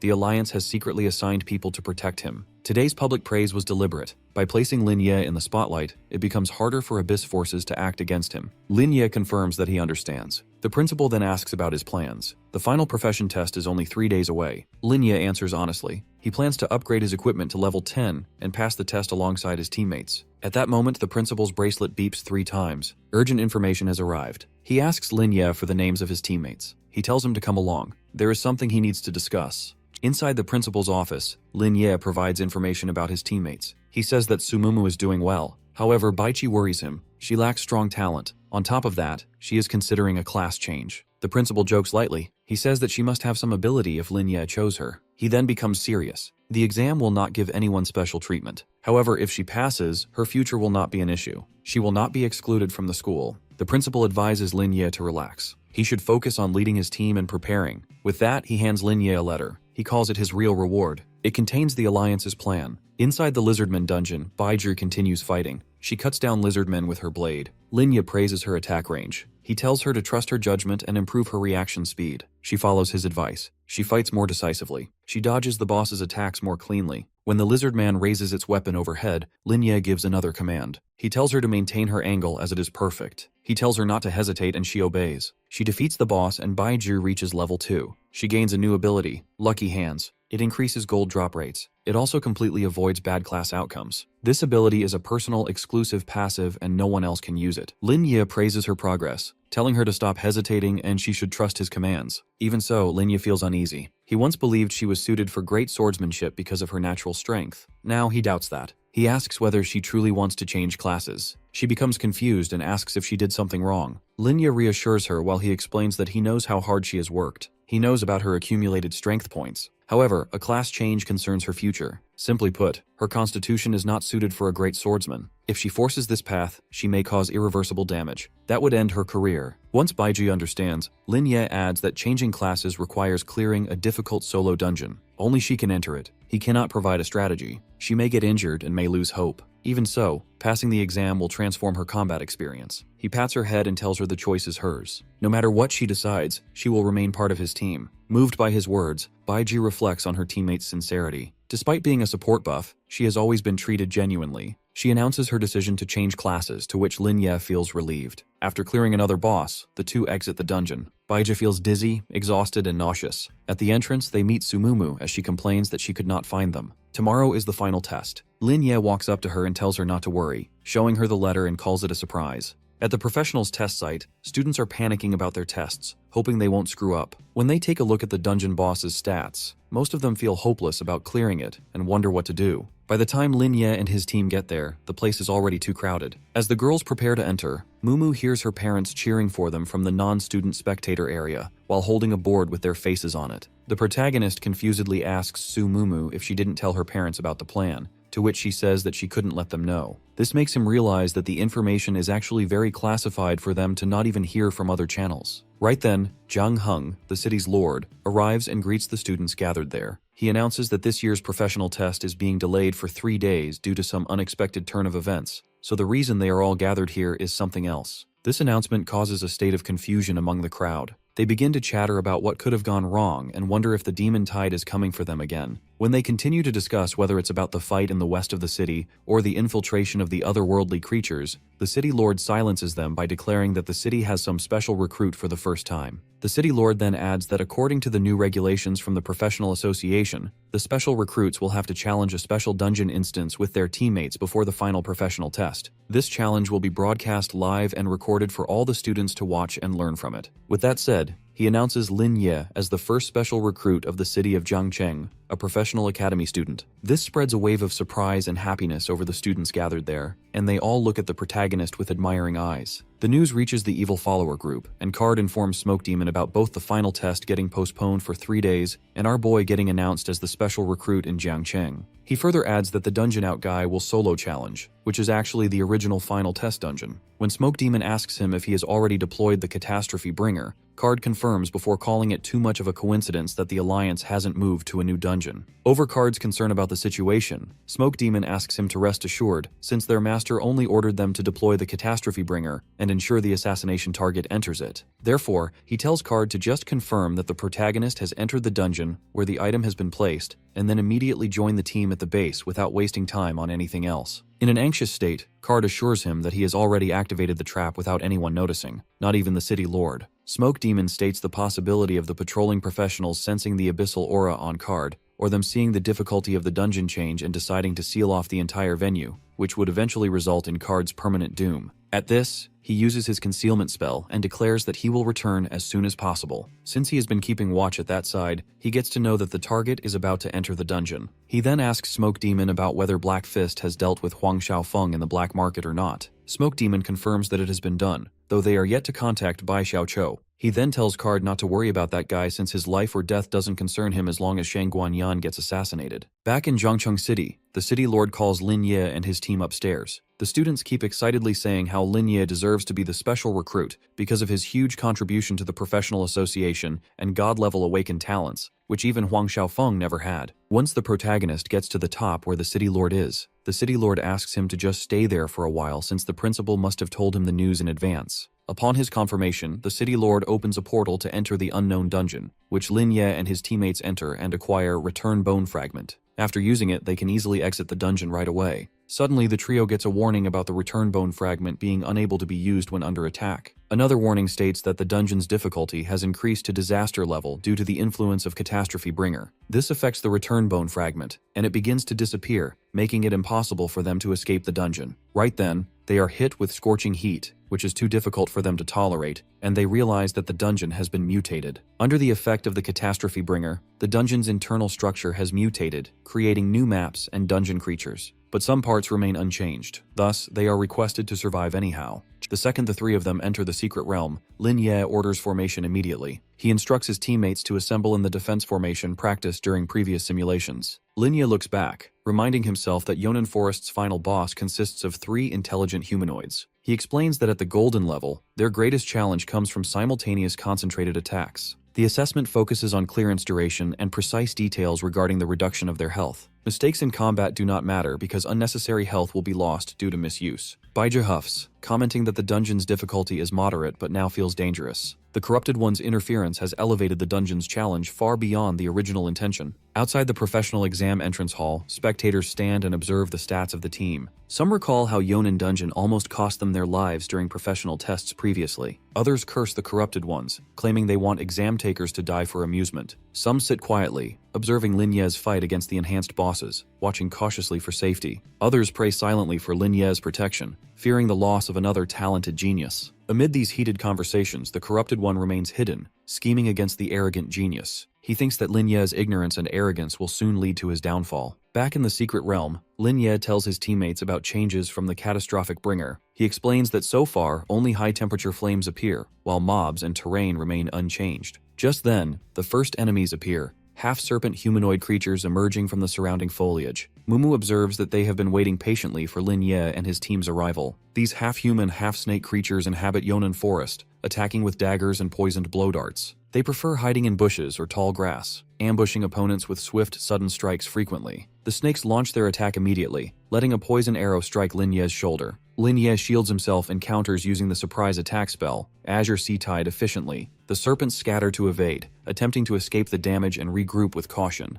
Lin Ye gathers his teammates, assigning them to different positions across the battlefield strategically. He instructs Mumu to use Gale Butterfly to collect the 5 serpents hiding nearby secretly. Baiji is ordered to charge toward another location and confront additional lurking enemies directly. Mumu nods and activates Little Mumu, then unleashes Gale Butterfly at the designated targets. Lin Ye informs her of the serpents' hideouts and instructs her to combine spells. She uses Flamestorm first, followed by Ignite, then a Frost spell to freeze them. Ignite sets the serpents ablaze, leaving them in a continuous state of burning agony. The Frost spell freezes them solid, immobilizing their movements completely and preventing any counterattack. Little Mumu releases her sword, instantly eliminating all 5 serpents with precise, lethal strikes. Lin Ye observes his teammates fighting together in perfect harmony, alert for any danger. A hiss suddenly alerts him to the presence of the last hiding serpent nearby stealthily. He shifts into destruction mode, turning swiftly to face the serpent and striking immediately. A single basic attack kills the final serpent, ending the remaining low-level threat decisively. He orders the girls to advance while carefully monitoring mana usage for the next wave. The girls nod, already healing from excessive skill usage during the previous combat encounters. Outside the venue, spectators discuss Lin Ye's weapon, debating whether it is a sword. They also discuss Mumu's clone, questioning whether it represents her awakening talent officially recognized. Someone remarks that the Alliance already knows about her talent and recognizes her extraordinary abilities. The crowd notes that Lin Ye's teammates demonstrate remarkable skills, making them exceptional alongside him. Mumu's parents sigh in relief, proud that their daughter is now highly capable officially. They acknowledge that people are beginning to recognize her skill, talent, and numerous good deeds. The red-headed villain hiding beneath the Watchers grits his teeth, cursing Lin Ye's success loudly. He declares that Lin Ye and his teammates would be better off joining abyssal forces. With that, he retreats from the venue, disappearing swiftly and leaving no trace behind immediately. Hidden soldiers emerge afterward, reporting that Target 3 has left the venue successfully already. They inquire whether Target 1 has opened the Abyss Gate, so they can close the net. Outside the city, the blue-haired girl orders the assassin to keep the target trapped. She instructs him to close the net as Abyss Demon Suppression Team 2 coordinates. The team begins their operation smoothly, running swiftly toward their target without any hesitation. Both the assassin and the team leader sprint in pursuit of the fleeing target. Meanwhile, the red-haired man allows his soul to dissipate, trading his life cards deliberately. Being the true evil fallen, his cards begin working as the abyss energy enters him. The Veil Fallen laughs at the professional's incompetence, cursing them for failing his transformation. From this moment onward, he officially begins the transformation into a terrifying abyss warrior. The red-haired man yields to the pitch black, letting darkness take over his entire body. Today he plays his cards and prepares to be reborn as a vengeful warrior. Suddenly, a voice calls his name, revealing that the professionals have surrounded him swiftly. The blue-haired girl, leader among many, demands he dispels the fog enveloping his body. She gives him only 10 seconds to remove the abyss's power from his being. Soldiers close in from behind, restraining him and preparing to prevent further transformations immediately. The red-haired man struggles violently, attempting to shake off the soldiers threatening his life. He begins claiming that a traitor has betrayed him gravely, fueling his furious resistance. The leader starts counting from 10, signaling that the time to surrender is ending. Once the countdown reaches 8, he materializes a diamond-level mage weapon, attacking relentlessly. Universal demon cards fly in all directions, striking soldiers and testing their coordination and defense. The blue-haired girl absorbs the abyssal power through her equipment set bonus automatically. Despite their efforts, the red-haired man refuses to surrender, drawing another card aggressively. A soldier strikes from behind with an arrow of silence, interrupting the card's effect. The soldiers launch flame strikes and transform him into a sheep, suppressing his dangerous skills. The evil fallen burns in agony as the soldiers maintain constant, unrelenting pressure. He vows to annihilate the entire professional league, keeping his rage and hatred alive. Finally, the abyssal energy releases its full power, threatening catastrophic destruction in response. The leader warns soldiers to be careful as the enemy channels all 10 dark energies. The red-haired man regains health with a final attack, challenging the professionals to engage. A sudden shadow attack strikes him through the heart, executed perfectly by the skilled assassin. The assassin moves with deadly speed, ending the battle using a swift triple sword attack. Elsewhere, observers watch the ongoing fight in the secret dungeon with growing curiosity and awe. They notice Lin Ye preparing to advance toward the level 20 venomous frog strategically. One remarks that fighting the frog is unnecessary since defeating it does not affect completion. Another suggests Lin Ye intends to use the frog's pawn to kite and maneuver tactically. Meanwhile, the level 20 venomous frog approaches, its movements deliberate and intimidating as it advances. Lin Ye and his teammates face the frog, activating reverse healing and plunder spells efficiently. The frog launches its attack using the deadly tongue stab, aimed directly at Lin Ye. Outside observers scream for him to dodge, shocked as Lin Ye absorbs the hit calmly. The tongue wraps fully around him, but he activates Reversal Divine Healing and Catastrophe simultaneously. The frog's tongue is sliced apart instantly, unable to withstand Lin Ye's powerful magic combination. Lin Ye steps closer to the enemy, and his shoulder injury appears completely non-existent afterward. Observers notice Lin Ye combines treatment and catastrophe simultaneously, enhancing his attack's potency remarkably. The boss moves aggressively toward Lin Ye as he dodges skillfully while retreating strategically backward. Spectators question whether Lin Ye intends to kite the frog or why the girls wait. Soon the frog enters attack range, and Mumu unsheathes her weapon, ready for a strike. Baiji empowers Mumu's attack, and together their Gale Blade and Fireball execute a combo skill. The combo attack makes the boss monster's HP decrease by a heavy amount, though it is not particularly significant. Baiji notes that this is expected in a disaster-level dungeon, where even defeating low-level boss monsters has become unusually difficult. Mumu wipes her sweat, acknowledging that it is normal, and points out that their combination attack, despite using so many skills at once, consumes very little mana and requires no recovery time. Mumu returns to her position, observing that everything unfolds exactly as Lin Ye instructs, and asks how many seconds have passed since their attack on the boss. Baiji begins counting from 30. Meanwhile, Lin Ye uses his plundering technique on the venomous frog while it is in a low HP state. Almost immediately, the system announces that the venomous frog is defeated and that they have obtained the secret realm buff. Baiji cheers, noting that it takes them less than 40 seconds to defeat the boss monster, which means their record is maintained. Across the city, the evil fallen's health depletes completely until the system declares him dead. The leader informs the upper head that target number 3 is eliminated and instructs the assassin Wu Lu to immediately lead his team to the Abyss Gate, rendezvous with other units, and advance toward the Abyss with the full army. She emphasizes that such an opportunity is rare and must be utilized to its full potential. Wu Lao removes his hood and faces his soldiers, explaining that the upcoming battle will be far more dangerous than the enemy they just encounter. It is comparable to a large-scale demon tide, and it is possible that none of them will survive. He gives anyone who wants to back out the option to do so, making it clear that he will neither stop nor blame anyone. He emphasizes that their mission is to protect families and safeguard the residents from the demon-plagued creatures lurking in the abyss. After a moment of silence, the soldiers collectively commit to the battle, vowing to fight the demons and restore peace with no regrets. Wu Liu leads them forward, charging into the abyss, determined to bring back the Abyss King's head, while the soldiers chant their resolve, affirming that humanity will triumph. Within the secret realm, the 3 warriors have already defeated the giant python elite, the demonized spider elite, and the giant wild boar elite. Checking their stats, they notice that Mumu has scored higher than Lin Ye, prompting her to wonder whether she has grown stronger or the monsters have become weaker. Lin Ye suggests that since there is still time and the first stage boss has yet to appear,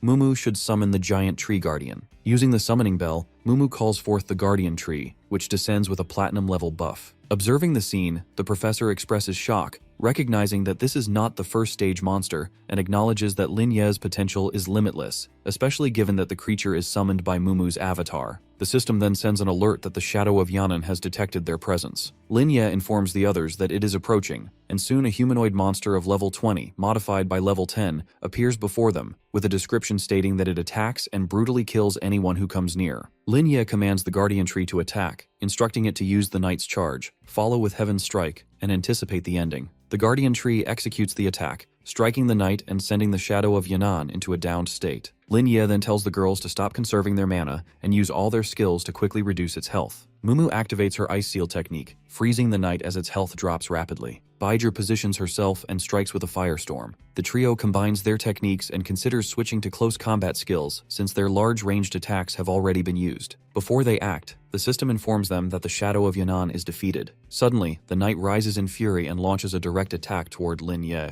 The man states the intelligence report confirms the Abyss prepared traps on 2 fronts. Yan says they intend to strike 2 prey with 1 arrow simultaneously. Another professor agrees, saying their primary target is eliminating Lin Ye first. He adds they predicted Lin Ye's movements and attempted luring the tiger away. Yan mocks them again, saying the Abyss believed itself extremely clever. He calls them cunning fools who mistake recklessness for bravery. Even after heavy losses, they still charged blindly, exposing their desperation. Lin Ye removes his disguise mask and reveals all reported good news was fabricated. He explains the Abyss spread false information to lower their guard deliberately. The professor decides Lin Ye must be informed of the real situation immediately. He orders Lin Ye to enter the secret realm once recruits fully relax. The gates will be opened prematurely according to their plan. They observe Lin Ye closely as Uncle Huang grows visibly worried. He tells the professor his son may be in serious danger. The professor reassures him, saying this also serves as a crucial test. He explains the Abyss Lord wants to recruit Xiaofeng, not kill him. As long as Xiaofeng behaves, the Abyss will not harm him. Once the gate opens, their mole will secretly escort him through Jiang City. The assistant reports their main forces already entered the Abyss Gate successfully. She adds that within 5 minutes, a monster tide will invade Jiang City. Yan announces everyone should retreat into the inner city and wait. He confidently declares they are 1 step ahead this time. Yan concludes they will win this battle with 0 casualties. Inside the secret realm, the Tree Guardian asks Lin Ye for permission. He tells Lin Ye to leave all matters to him confidently. Lin Ye executes Heaven Strike, Hoof Flying Kick, and Death Triple Slash consecutively. He slashes the monster's face directly with overwhelming force. Viewers assume the Triple Slash has wiped out every boss present.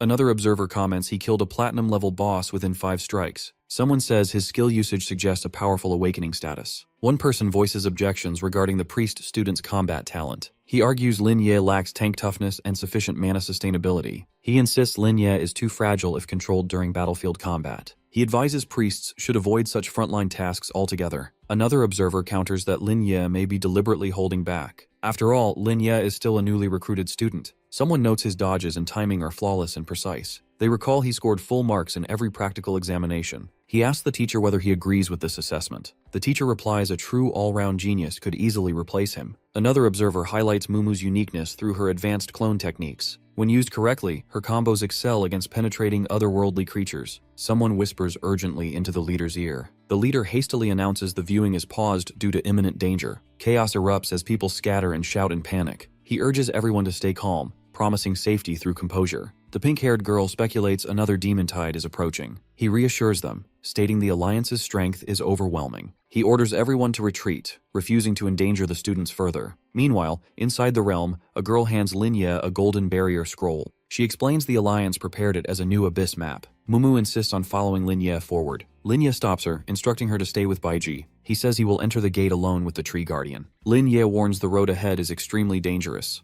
Linya says the danger in this zone is unknown and untested during exams. He tells the girls their performance is excellent and staying behind is safer. He pauses, realizing he already activated the Tree Guardian earlier. While whispering, the girls discuss bribing him into taking them along. Mumu offers all supplies and potions, saying they will help in the abyss. When all three make pitiful baby faces, Linya cannot refuse them. In the end, they all continue forward together without further argument. After feeding the potion to the guardian tree, its speed increases dramatically. Its movements become swifter as power surges through its wooden frame. They charge forward together, swift energy raging inside them all. A black armored puppet appears, level 10, skillless but extremely dangerous. The Tree Guardian breaks through instantly using Night Charge instant kill skill. Linya follows with a triple/normal attack, finishing the puppet cleanly. Another black armored puppet spawns, now reaching level 20 rapidly. The Tree Guardian asks if it should eliminate it immediately. Linya confidently states he can defeat it within 1 minute. Suddenly, Linya senses danger and orders everyone to hold still. He shouts that invisible armies are hiding within the surrounding darkness. He tells them to wait, promising to force the enemies out. Linya activates Chi Technique, Invasive Divine Chi Therapy. A wave of clarity descends across the battlefield instantly. A black-armored male-female duo spawns, making Linya frown silently. He mutters that enemies keep appearing endlessly in this zone. While killing them, he orders Mumu to hold back. He explains the ninja will notice her movements immediately. He commands the Tree Guardian to stay occupied with the puppets. Linya orders clearing the first minions and luring them toward the ninja. The Tree Guardian roars angrily, warning tree ants not to approach. Linya activates moon concealment without hesitation. He shouts heaven, hell, and earth, signaling the next phase. He tells Mumu it is finally her turn to attack. The Tree Guardian roars with surging energy as they strike together. Mumu unleashes windstorm butterflies toward the male-female ninja duo. The black-armored puppet ninja is swiftly defeated. Another black puppet begins summoning additional reinforcements immediately. Linya uses inversion healing thunder spells, crushing the remaining ninjas. Meanwhile, underground camp observers scream in disbelief at Linya's AoE damage. One shouts that his damage exceeds even the two bosses combined. Another confirms he eliminated most enemies within just minutes. An observer states even elite schools cannot achieve such output. A teacher wipes sweat, suspecting Linya possesses SS or God-tier talent. The principal taps his shoulder, asking if he feels unwell. The teacher coughs and apologizes for his earlier impoliteness. He admits Linya is extraordinary and possesses overwhelming talent. The crowd erupts, declaring everyone should fight for Linya's admission. The pink-haired girl follows Linya's direction and orders her team forward. Linya and the Tree Guardian pause, sensing stronger incoming monsters. Suddenly, a witch arrives on a broomstick, smiling at Linya. A prompt appears announcing the arrival of the Annihilation Witch. Another alert follows, stating enemy power in the secret realm has increased. The sudden appearance of the Annihilation Witch catches the giant Tree Guardian off guard as well, and Linya realizes that the Tree Guardian also recognizes her. He then looks over at the witch and thinks about how there's both a clone and an unknown boss, which seems to be some summoned entity, but the data refers to it as a clone. The protagonist recalls the time when he once had a fierce battle against such a being and stares into the Annihilation Witch's eyes angrily. The Annihilation Witch speaks up, calling it interesting to see everyone, Soul Summoning Bell, Giant Tree Guardian, and Tear of the Life Attendant, gathered there. At her remarks, the Tree Guardian and Mumu's deity glare at the witch, so our boy immediately asks them to calm down and questions if they know her already. Sumumu's deity shakes her head in denial, whereas the Tree Guardian states that she seems familiar to him, since she has the identical mark that Linya has, but the hero elaborates that it should refer to the Forgotten Nest Pass. In a nonchalant manner, the witch tells him not to be so bitter, because she is going to let them pass this stage for free due to their fate. She then hopes for them to cross the Forgotten Nest as well, and then disappears into thin air, leaving them confused and shocked. He stares into the blank space, wondering how she could just run away and disappear, just because he has the Forgotten Nest's pass. When he questions if she is also a creature from the nest, the giant Tree Guardian replies that even though he doesn't remember who she is, she had several similar origin marks like the Forgotten Nest one. After giving it a pause, he adds that the Annihilation Witch can't be a secret realm creature. Rather, he suspects that she got attracted to this secret realm when he got summoned by his master with the soul summoning bell. In this way, his master might have let him absorb part of the power of the catastrophe bringer, because she also has the same power and aura as that item, so she can even be the source, and might have personally endowed this secret realm with new power, altering the instance. Despite wanting to dig deeper into this matter, Lin Ye decides not to count on the giant tree guardian since his key memories are hazy. Thus, our boy asks him to not worry about the Annihilation Witch anymore. He then points out the disappearance of the puppet's general, summoned by the witch as well,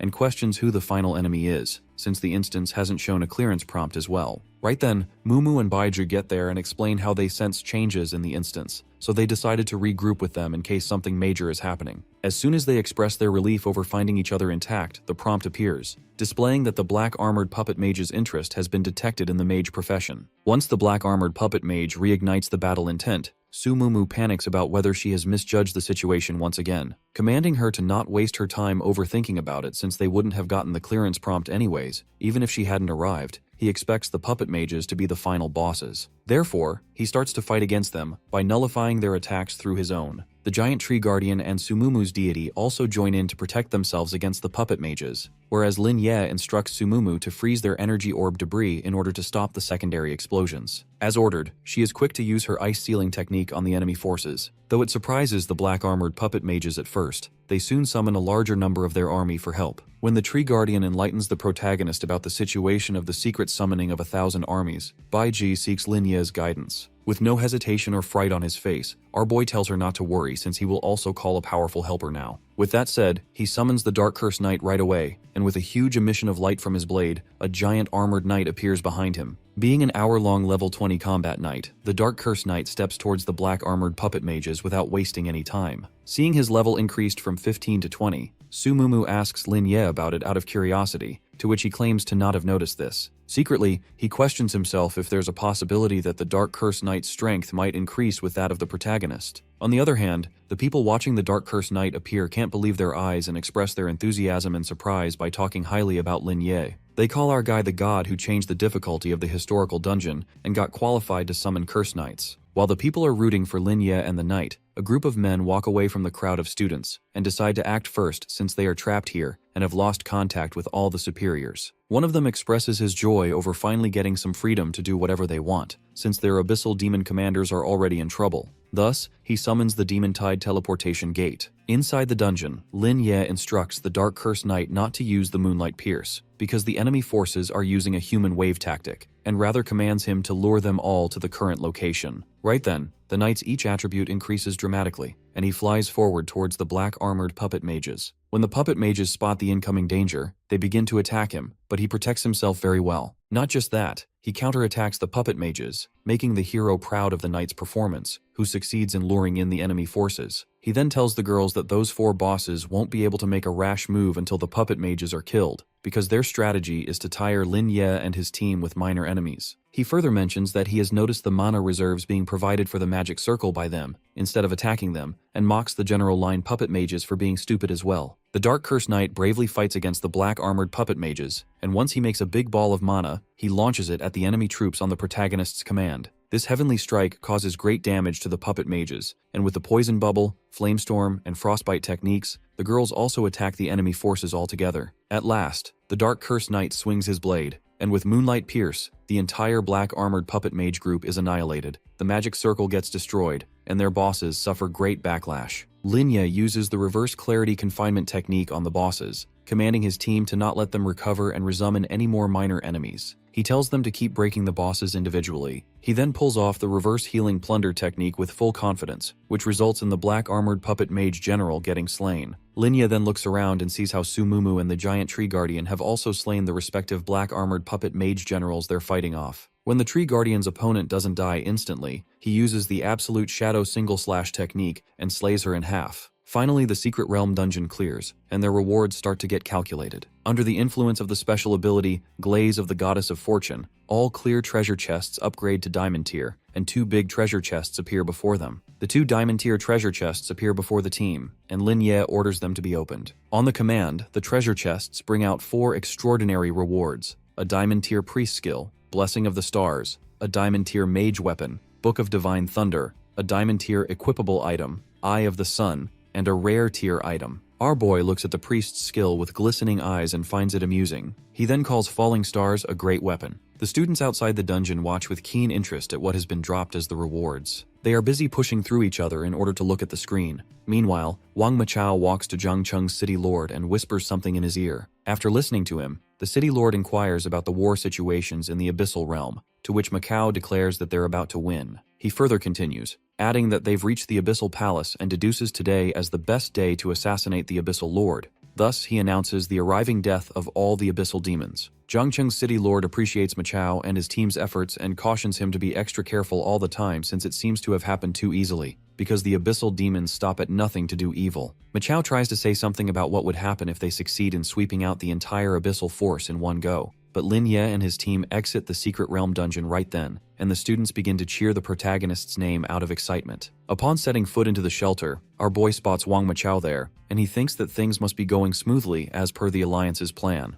Wondering at what stage the Alliance's troops would be at, he feels uneasy about the situation, as if they are overlooking some factor, and dreams about how wonderful it would be if they succeeded in eliminating the Abyssal forces in one fell swoop. Suddenly, the students are heard screaming in a terrific manner, and upon turning around, everyone notices the tide creatures, which have barged into the shelter and are attacking the students. The officials are flabbergasted as they question the appearance of those creatures to themselves, whereas the dying students beg for help. Wang Machao is quick to react as he flashes towards the tide creatures and asks the student to not panic, assuring that he'll save the student in the creature's hand. He then requests immediate support from his forces, informing them about the unforeseen emergence of the tide creatures, adding that he suspects some insider has teleported them here. At the same time, Lin Ye also lunges towards the tide creatures and uses his plunder technique. He realizes that something is really wrong since the city guards that are guarding outside are extremely strong. Wang Machao has also returned to report to the city lord, not to mention the arrangements made by the Alliance's higher-ups. Therefore, he concludes to himself that the creatures must have been temporarily summoned internally by an insider.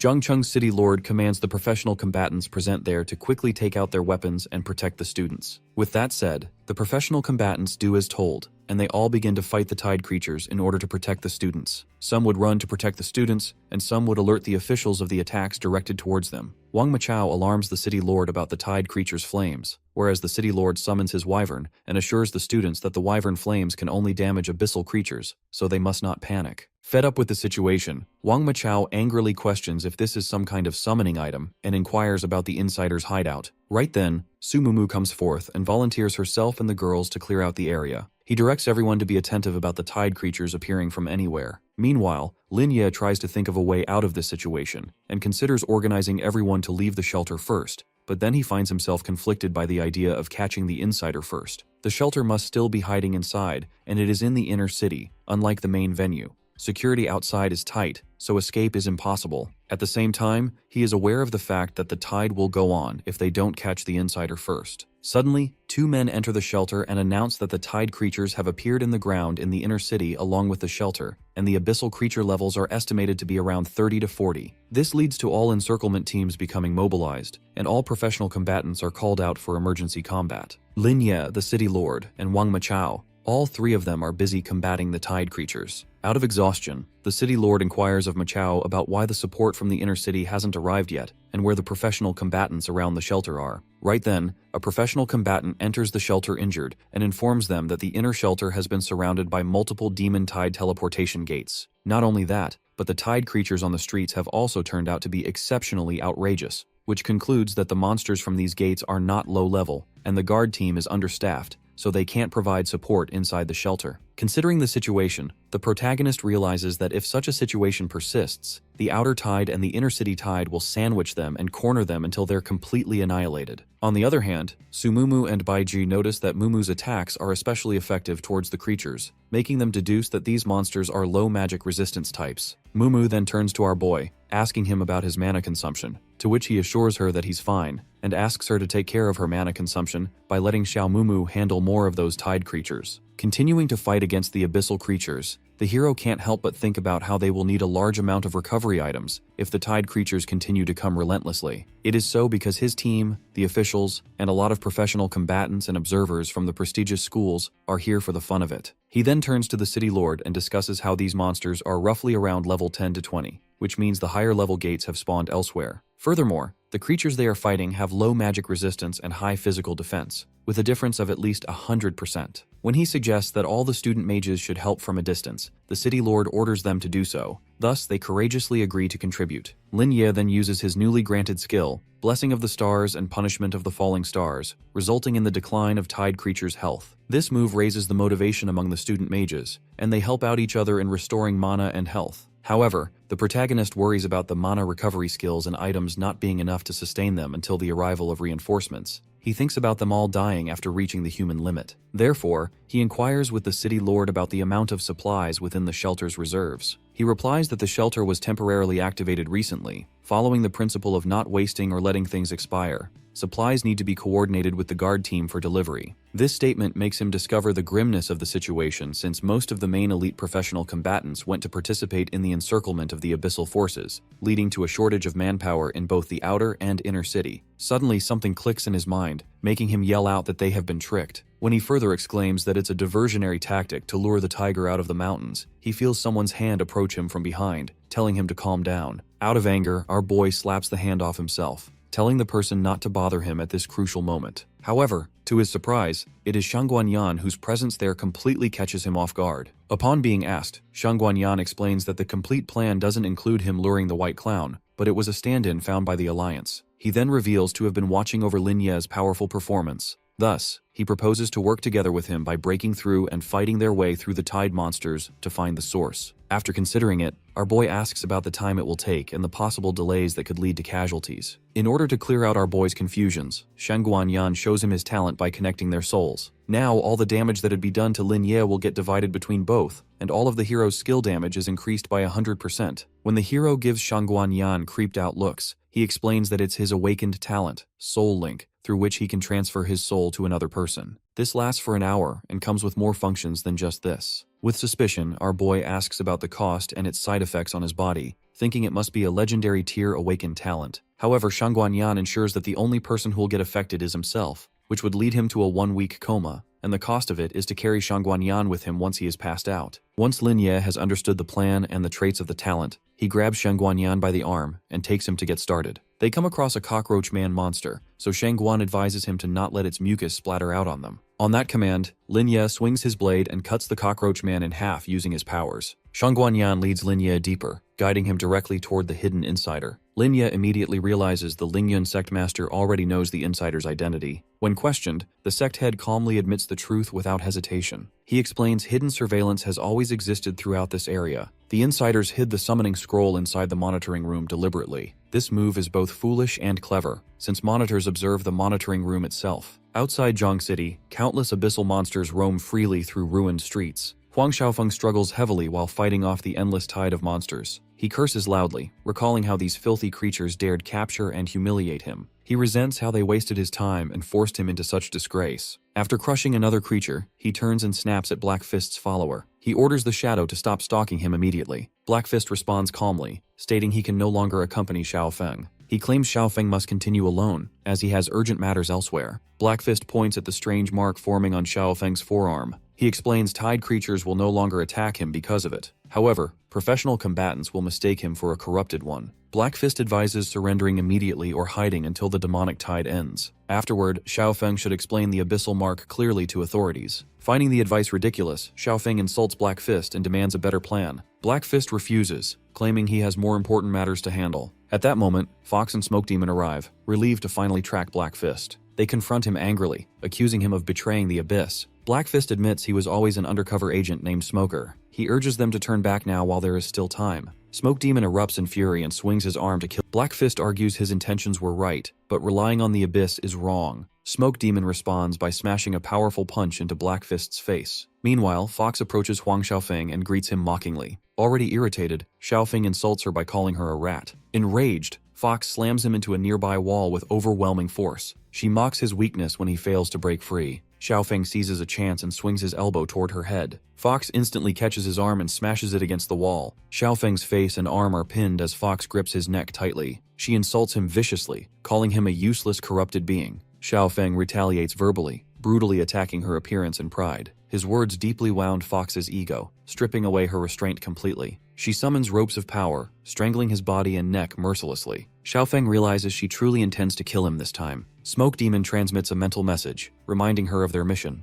Fox explains Xiaofeng's corruption talent surpasses even Lord Mei Gao's. She states he is a 1 in 10,000 king-level corruption talent. Their plan is to capture him alive and brainwash him into a weapon. She mocks Smoke Demon while calling him over to help restrain Xiaofeng. After Smoke Demon agrees, Fox throws Xiaofeng aside dismissively. Suddenly, Black Fist appears and smashes Fox across the street. Her attributes plummet as she suffers severe internal injuries. Smoke Demon panics, unable to understand how Black Fist overwhelms them both. Furious, Fox and Smoke Demon charge him together with full power. Black Fist remains relaxed, declaring their transformations completely useless. He mocks Fox, stating she is actually buffing him instead. As they close in, massive energy erupts violently from Black Fist's body. The shockwave blasts them away as disbelief fills their expressions.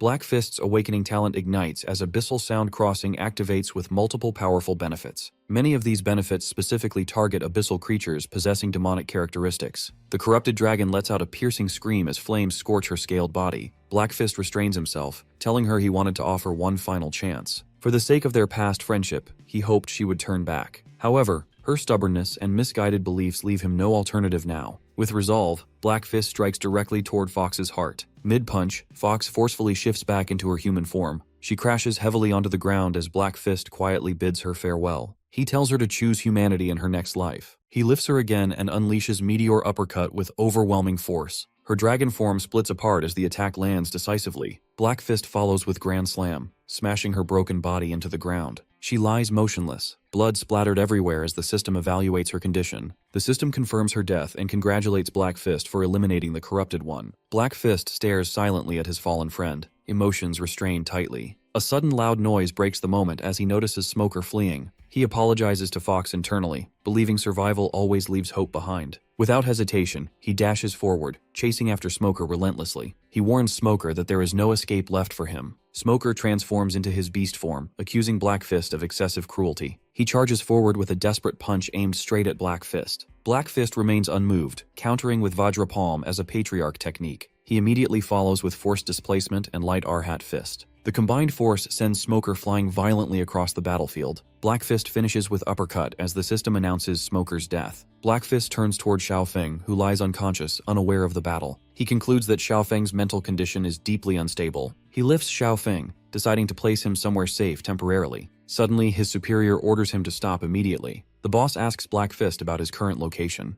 Black Fist reports being outside Jiang City's north gate. He adds that he plans to escort Xiaofeng back into the city. He explains Xiaofeng was incapacitated by pursuing corrupted enemies earlier. Without hesitation, he reports that Fox and Smoker have been eliminated. The boss informs Black Fist that the plan has now changed entirely. He orders him to bring Xiaofeng directly to him instead. Black Fist reacts in confusion, questioning whether Xiaofeng is joining them. He argues Xiaofeng lacks training and would die as an undercover agent. The boss reveals shocking intelligence regarding Xiaofeng's corruption talent. According to reports, his potential far exceeds the Abyssal Demon Miego's judgment. His talent could surpass a corrupted lord, reaching king-level corruption. This revelation deeply shocks Black Fist as the boss continues explaining. The boss claims Xiaofeng could gain immense authority within the Abyssal realm. Yet, Xiaofeng's unique will allows him to reject complete corruption. This paradox grants him the potential to slay beings beyond Abyssal kings. He could even approach the Emperor of the Abyss itself. Such a corrupted individual has never existed in their history before. The boss adds that he confirmed this decision with Xiaofeng's father. The Alliance and other authorities unanimously approve the plan. He assures Black Fist that Xiaofeng can receive abyssal power safely. The corruption can be controlled without consuming his humanity entirely. Black Fist asks what happens if Xiaofeng refuses and remains human. He mentions Xiaofeng constantly mutters Lin Ye's name obsessively. Granting abyssal power would eliminate any chance of a fair confrontation. The boss calmly claims he already has a solution prepared.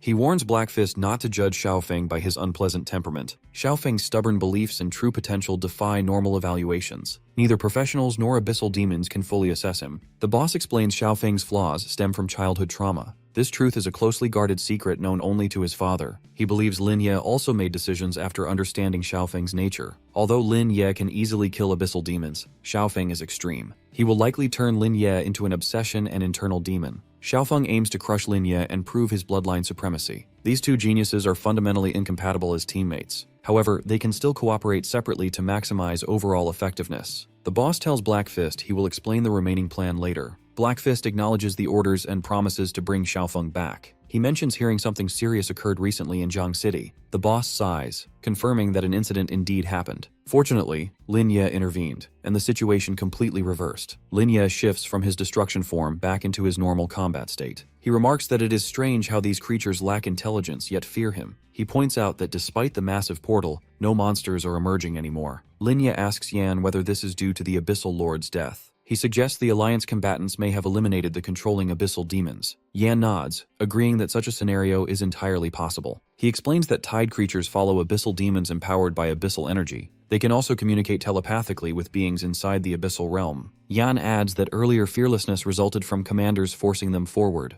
They were compelled to charge, rather than willingly throwing their lives away. With their commanders dead, instinctive fear now prevents further provocation. Yan stands and begins binding the defeated corrupted comrades securely. He admits he still does not understand how they entered such abnormal states. Normally, corrupted ones do not remain conscious after abyssal surveillance disconnects. After tying them, Yan says understanding the cause is unimportant currently. What matters is preventing their escape and ensuring strict judgment awaits them. Lin Ye hands Yan the scroll and asks what should be done next. He explains that the scroll appears summonable and resists destruction by his abilities. Yan nods, admitting that dealing with the scroll is somewhat troublesome. Lin Ye adds that the scroll has not moved even slightly so far. Suddenly, creatures begin pouring out from the portal once again. Both men instantly ready themselves for another round of combat. Yan tells Lin Ye they must repeat what they did earlier. Lin Ye activates Reverse Red Sea and Sea of Undead immediately. Yan reminds him to keep the corrupted ones alive, as drowning will not work. Lin Ye nods, explaining that his attacks only target tide creatures. He re-enters destruction form and unleashes spells to eliminate enemies. Yan watches, thinking Lin Ye's combat versatility is absolutely outrageous. In moments, Lin Ye deals damage, applies debuffs, and controls crowds seamlessly. Lin Ye turns back and tells Yan the path ahead is clear. Yan only stares silently, causing Lin Ye to ask if something is wrong.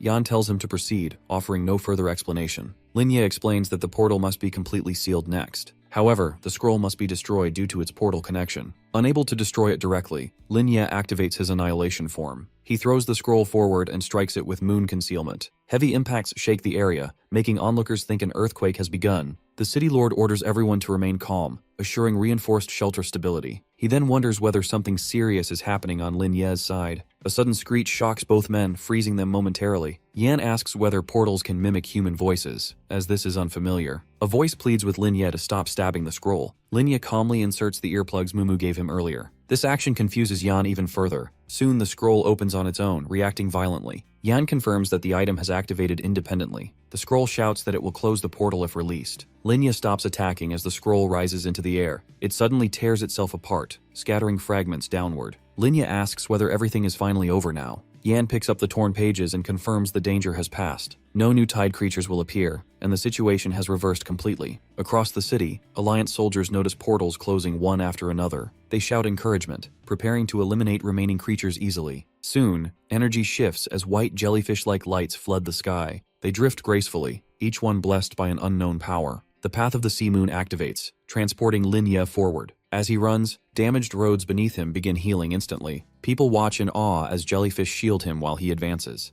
Health begins to restore as several Alliance members step forward to congratulate the students. One Alliance member asks whether this is the newly graduated student they heard about. They joke that a divine being has descended from the heavens into the mortal realm. Then, another member remarks that Lin Ye is not even a priest by strict classification. They believe the displayed talent must be a bonus effect from his soul link, and an ordinary bonus ability could never cover such an enormous area. One person asks if they truly recognize him among the crowd. They point directly at him, calling him Lin Ye, the rising priest. After that, someone questions whether it really is him at that moment. Lin Ye closes his eyes and activates divine radiance of the star blessing. The surrounding area becomes enveloped in shimmering divine light. Observers recognize spirit moon concealment activating alongside the summoned object. After absorbing the large gate, its power continues increasing rapidly. Despite being an active skill, purification automatically begins spreading outward. The Oath of the Sea releases, covering the entire city instantly. A system notification announces reduced damage received across all allied units. Then, all healed targets begin gaining full attribute bonuses simultaneously. Seeing this, the city lord grips the boots of snow tightly. He recognizes the spell as large-scale healing across the entire battlefield. He declares it a divine stroke, washing away injuries like snow. Mumu and Baiji stare upward, wondering what is falling from the sky. Suddenly, Mumu realizes that the descending figure is Lin Ye.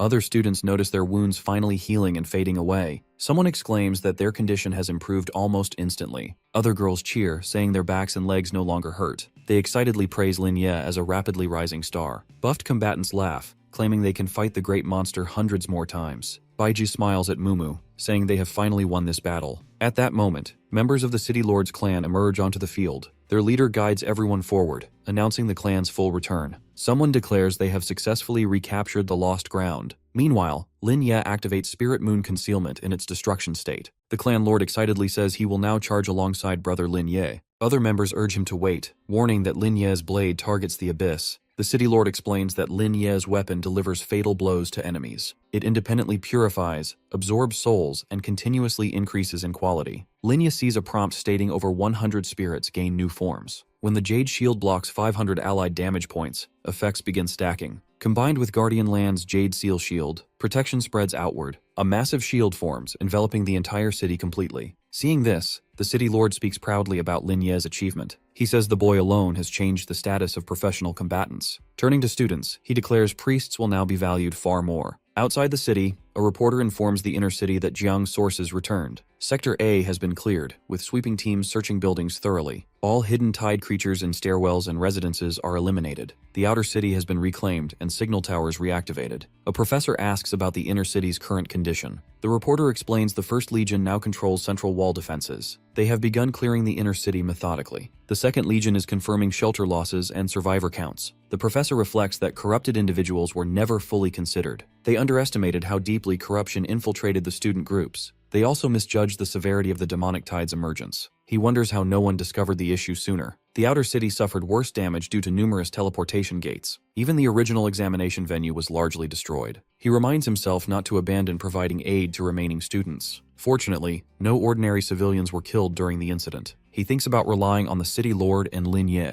They successfully protected the inner arena from total collapse. He tries recalling who received resources earlier but cannot remember clearly. Uncle Huang later reports that Yan restored all monitoring systems. They confirm the inner city suffered 0 casualties. As discussions continue, everyone agrees the students performed exceptionally. Teacher Shuang states that without Lin Ye, 0 casualties were impossible. Meanwhile, the cloaked woman arrives quietly, wearing a faint, knowing grin. Once the war between professionals and tide creatures ends, all creatures are completely exterminated. The sources of the demonic tide are also thoroughly cleared afterward. With the crisis resolved, the city begins organized post-disaster cleanup operations immediately. Meanwhile, all teachers, students, parents, and professional combatants are escorted to special lounges. These lounges are designated for comprehensive physical inspections and medical treatments. They were exposed to prolonged high-pressure combat, pushing their physical thresholds dangerously far. Many participants survived only due to continuous healing provided by Lin Ye and other priests. After inspections conclude, the results are fortunate, showing no serious injuries or lasting after effects. Everyone also receives free high-level recuperation services arranged by the Alliance. However, Shangguan Yan is the most severely affected among all participants. The Soul Link's backlash pulls him into a coma immediately after the battle. As a result, his people carry him directly back to the spiritual rhyme sect. Once the insider is identified, Alliance supervisors take custody of him immediately. He will be used as a lead to investigate other corrupted individuals. These corrupted ones were responsible for deploying the demonic tide.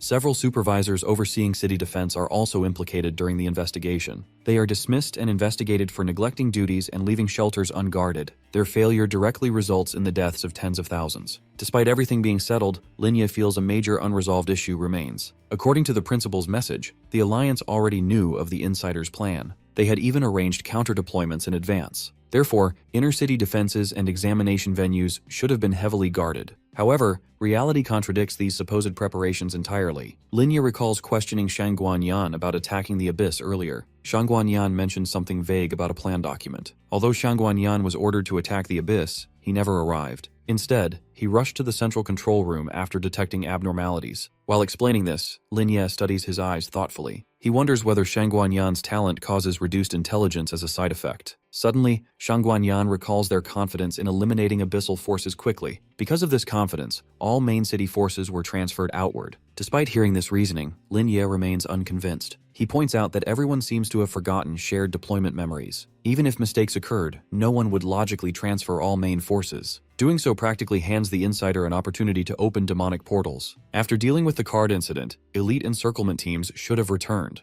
They should have protected students and reinforced inner-city security. Instead, they were suddenly ordered to attack the Abyssal Realm. Shockingly, everyone complied without objections or reminders. Shang Guanyan admits they completely forgot the original orders and deployment plan. This realization deeply unsettles him because it defies common sense. If someone truly manipulated their memories, their power would be terrifying. Such an ability could destroy both the city and abyssal forces effortlessly. When Shang Guanyan questions the motive, Lin Ye offers a different perspective. He suggests the manipulator may not be as godlike as imagined. Elsewhere, the city lord recalls their original defense deployment plan clearly. They intended to assign multiple guard teams for comprehensive coverage. The plan also accounted for abyssal corruption among ordinary civilians. Chairman Huang confirms these facts and adds further insights. Many corrupted individuals have mixed backgrounds but possess limited strength. Most have not even received abyssal powers yet. They lack abilities, remain inactive, and blend easily among civilians. Additionally, they only maintain one-way contact with abyssal demons. This makes identifying them and gathering evidence extremely difficult. The city lord recalls drafting countermeasures against these unstable, corrupted individuals. Since no one followed the plan, Chairman Huang suggests a grim possibility. A high-level corrupted individual may have erased everyone's memories. However, he struggles to believe such an extreme scenario. If such an insider existed, why allow the situation to reverse so easily? Why not warn the abyssal forces earlier or retreat strategically? Instead, the insider watched their master die without intervention. This realization suddenly sparks something in the city lord's mind. He wonders if internal conflict exists within the abyssal forces themselves. Perhaps their true target was the abyssal king all along. Multiple disturbing scenarios flood his thoughts rapidly. He orders Chairman Huang to contact combatant alliances in other cities immediately. These hidden forces may be even more dangerous than abyssal demons. They clearly harbor deeper conspiracies and unknown objectives. He also orders a thorough re-examination of all personnel involved. They must identify memory-altering methods, items, and suspicious individuals. Elsewhere, the hooded man and woman discuss whether their actions were exposed. The man claims discovery is meaningless since they acted quite openly. He adds that they have already obtained Lin Ye's complete combat data. He admits Lin Ye's talent and strength are genuinely outstanding.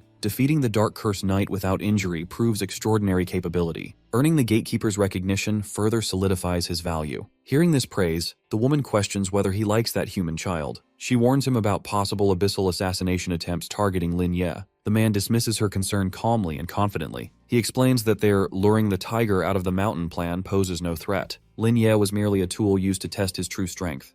The man and the woman speak admirably about Lin Ye while observing the ongoing situation. Suddenly, their winged eye flashes with red light, signaling the protagonist's team has arrived. This signal allows the two of them to access and watch the complete dungeon footage. They begin reviewing the footage together, focusing closely on the hero's combat performance. After observing Lin Ye carefully, the woman admits he possesses truly extraordinary and unique strength. The man teases her, reminding her how she urged evacuation earlier despite praising Lin Ye. Before she can respond, something unexpected appears on the footage, shocking them both instantly. Their eyes widen in disbelief as a question escapes their mouths simultaneously. They struggle to comprehend what they are witnessing on the recorded dungeon scene. The cause of their astonishment is the appearance of biotears and the giant tree guardian. They exclaim that these are not simple summons created using ordinary summoning items. Astonishment quickly turns into confusion when the woman notices the Annihilation Witch as well. She recognizes the witch as the creator of the fluorescent descenders seen earlier. Gradually, the duo realizes they have been mistaken all along in their assumptions. They spot Sumumu and finally understand she is controlling both powerful summoned entities. The man clenches his fist in anger, crushing the winged eye instantly. He declares that the prophecy guided by the third umbilical cord referred to Sumumu. It was not Lin Ye,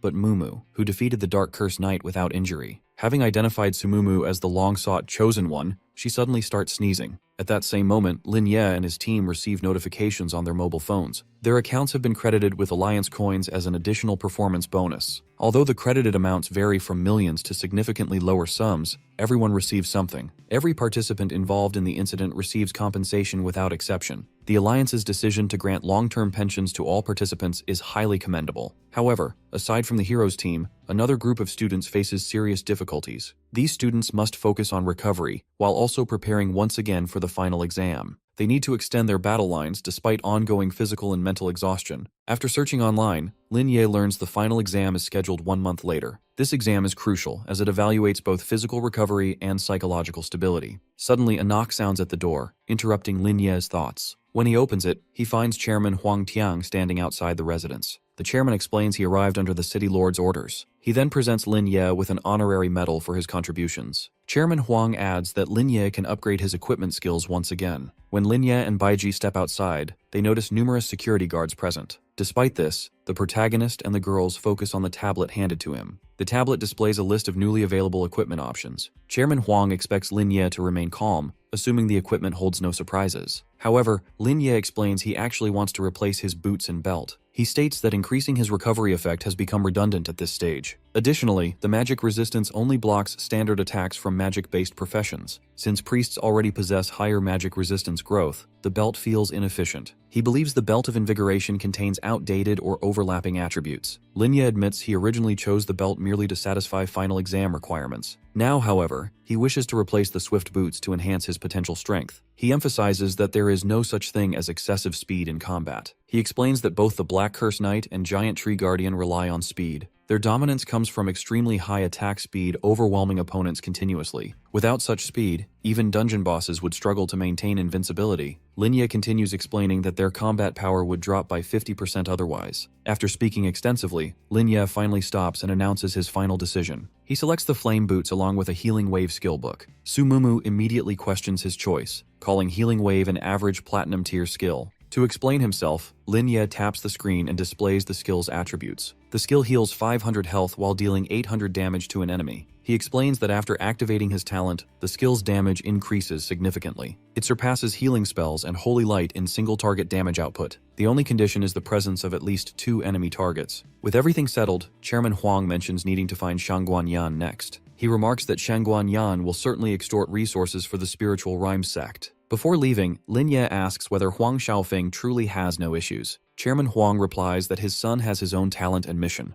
Although Xiaofeng cannot compare to Lin Ye, the chairman takes full responsibility. After Chairman Huang and his guards depart, Su Mumu asks about Xiaofeng's whereabouts. Lin Ye calls it a secret and leaves after telling her to enjoy the holiday. When the girls ask to accompany him, Lin Ye refuses their assistance. He states clearly that this upcoming mission is meant to be undertaken alone. Chapter 56. Several teachers move around the town, asking locals about Lin Ye after failing to locate him. After repeated inquiries, they finally reach his residence and knock firmly on the closed door. Suddenly, the door opens, and Su Mumu appears, calmly facing the group of visiting teachers. Then, she begins explaining that the protagonist has gone to clear a dungeon outside the city. Before she can finish, a female teacher abruptly interrupts her with an impatient and rude tone. She insists Su Mumu listen carefully, despite knowing she is a special recruit contested by universities. Without allowing a response, the teacher continues speaking, her words filled with thinly veiled disdain. She declares it is Mumu's choice to attend a top 3 elite university or elsewhere. According to her, the top universities possess the strongest faculty and deepest academic foundations. She contrasts this with universities lacking thresholds, which lower standards recklessly to recruit students. The teacher claims her words are advice offered purely out of goodwill and concern.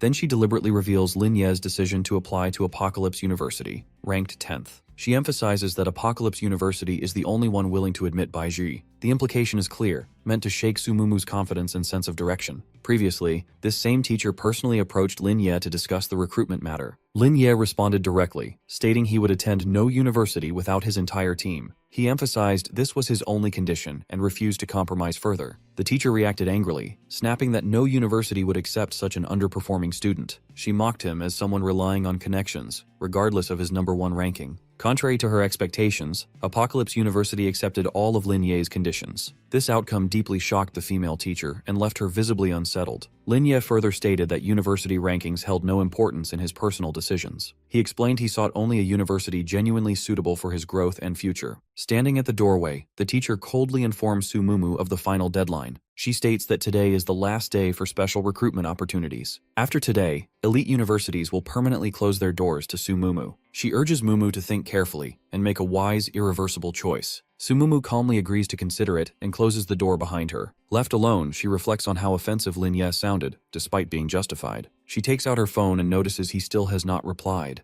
Meanwhile, Lin Ye is deep within a dungeon, fighting monsters continuously without rest. He relies on exceptional combat instincts and overwhelming power to dominate the battlefield. Using the reverse skill repeatedly, he efficiently slaughters the dungeon monsters. After clearing the area, he heads toward the exit portal while calculating progress. He realizes he no longer needs to defeat 10,000 boss monsters. At this pace, finishing the monster requirement before holiday's end seems effortless. Although leveling speed remains slow, dungeon resources continue supporting his growth. Shangguanyan and Huang Tianqi have spoken with Apocalypse University's principal. This ensures Lin Ye retains access to university dungeon resources without interruption. Most importantly, Lin Ye feels Apocalypse University is the best choice for him. The top 10 universities are cradles for cultivating elite professional combatants. Their students are prodigies with exceptional talent, resources, and powerful family backgrounds. Naturally, these universities have formed exclusive networks and hierarchical contempt chains. Above them stand the prestigious top 3 universities, rejecting ordinary students entirely. They refuse applicants relying solely on connections, regardless of personal strength. Lin Ye feels grateful toward Shangguanyan and Chairman Huang for supporting him. Their efforts ensured he became more than just a student with connections. As Lin Ye steps toward the exit portal, a hand suddenly lands on his shoulder. A familiar voice calls his name, halting him mid-step.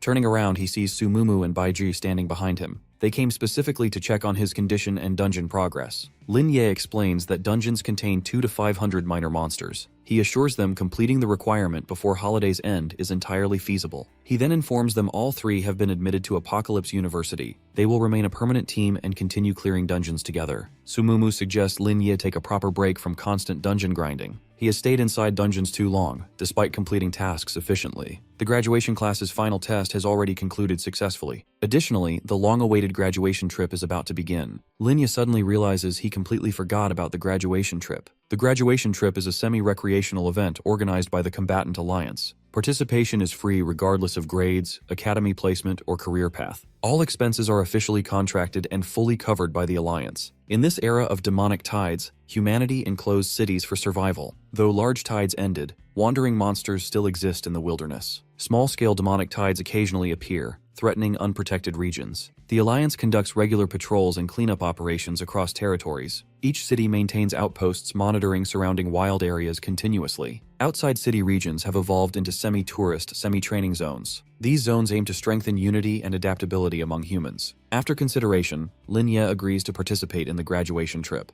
On departure day, the train platform is packed with students and civilians. Students excitedly discuss future plans and compare their achieved grades. Lin Ye notices several people present who clearly are not students. Among them is Shangguanyan, causing Lin Ye visible confusion. Lin Ye questions why someone like Shangguanyan is present here. Shangguanyan explains he is still of eligible age despite leadership status. He wishes to report early to Apocalypse University and familiarize himself. He then casually reveals his intention to join Lin Ye's permanent team. This revelation completely catches the protagonist off guard. Meanwhile, a man hidden in the shadows silently listens to everything.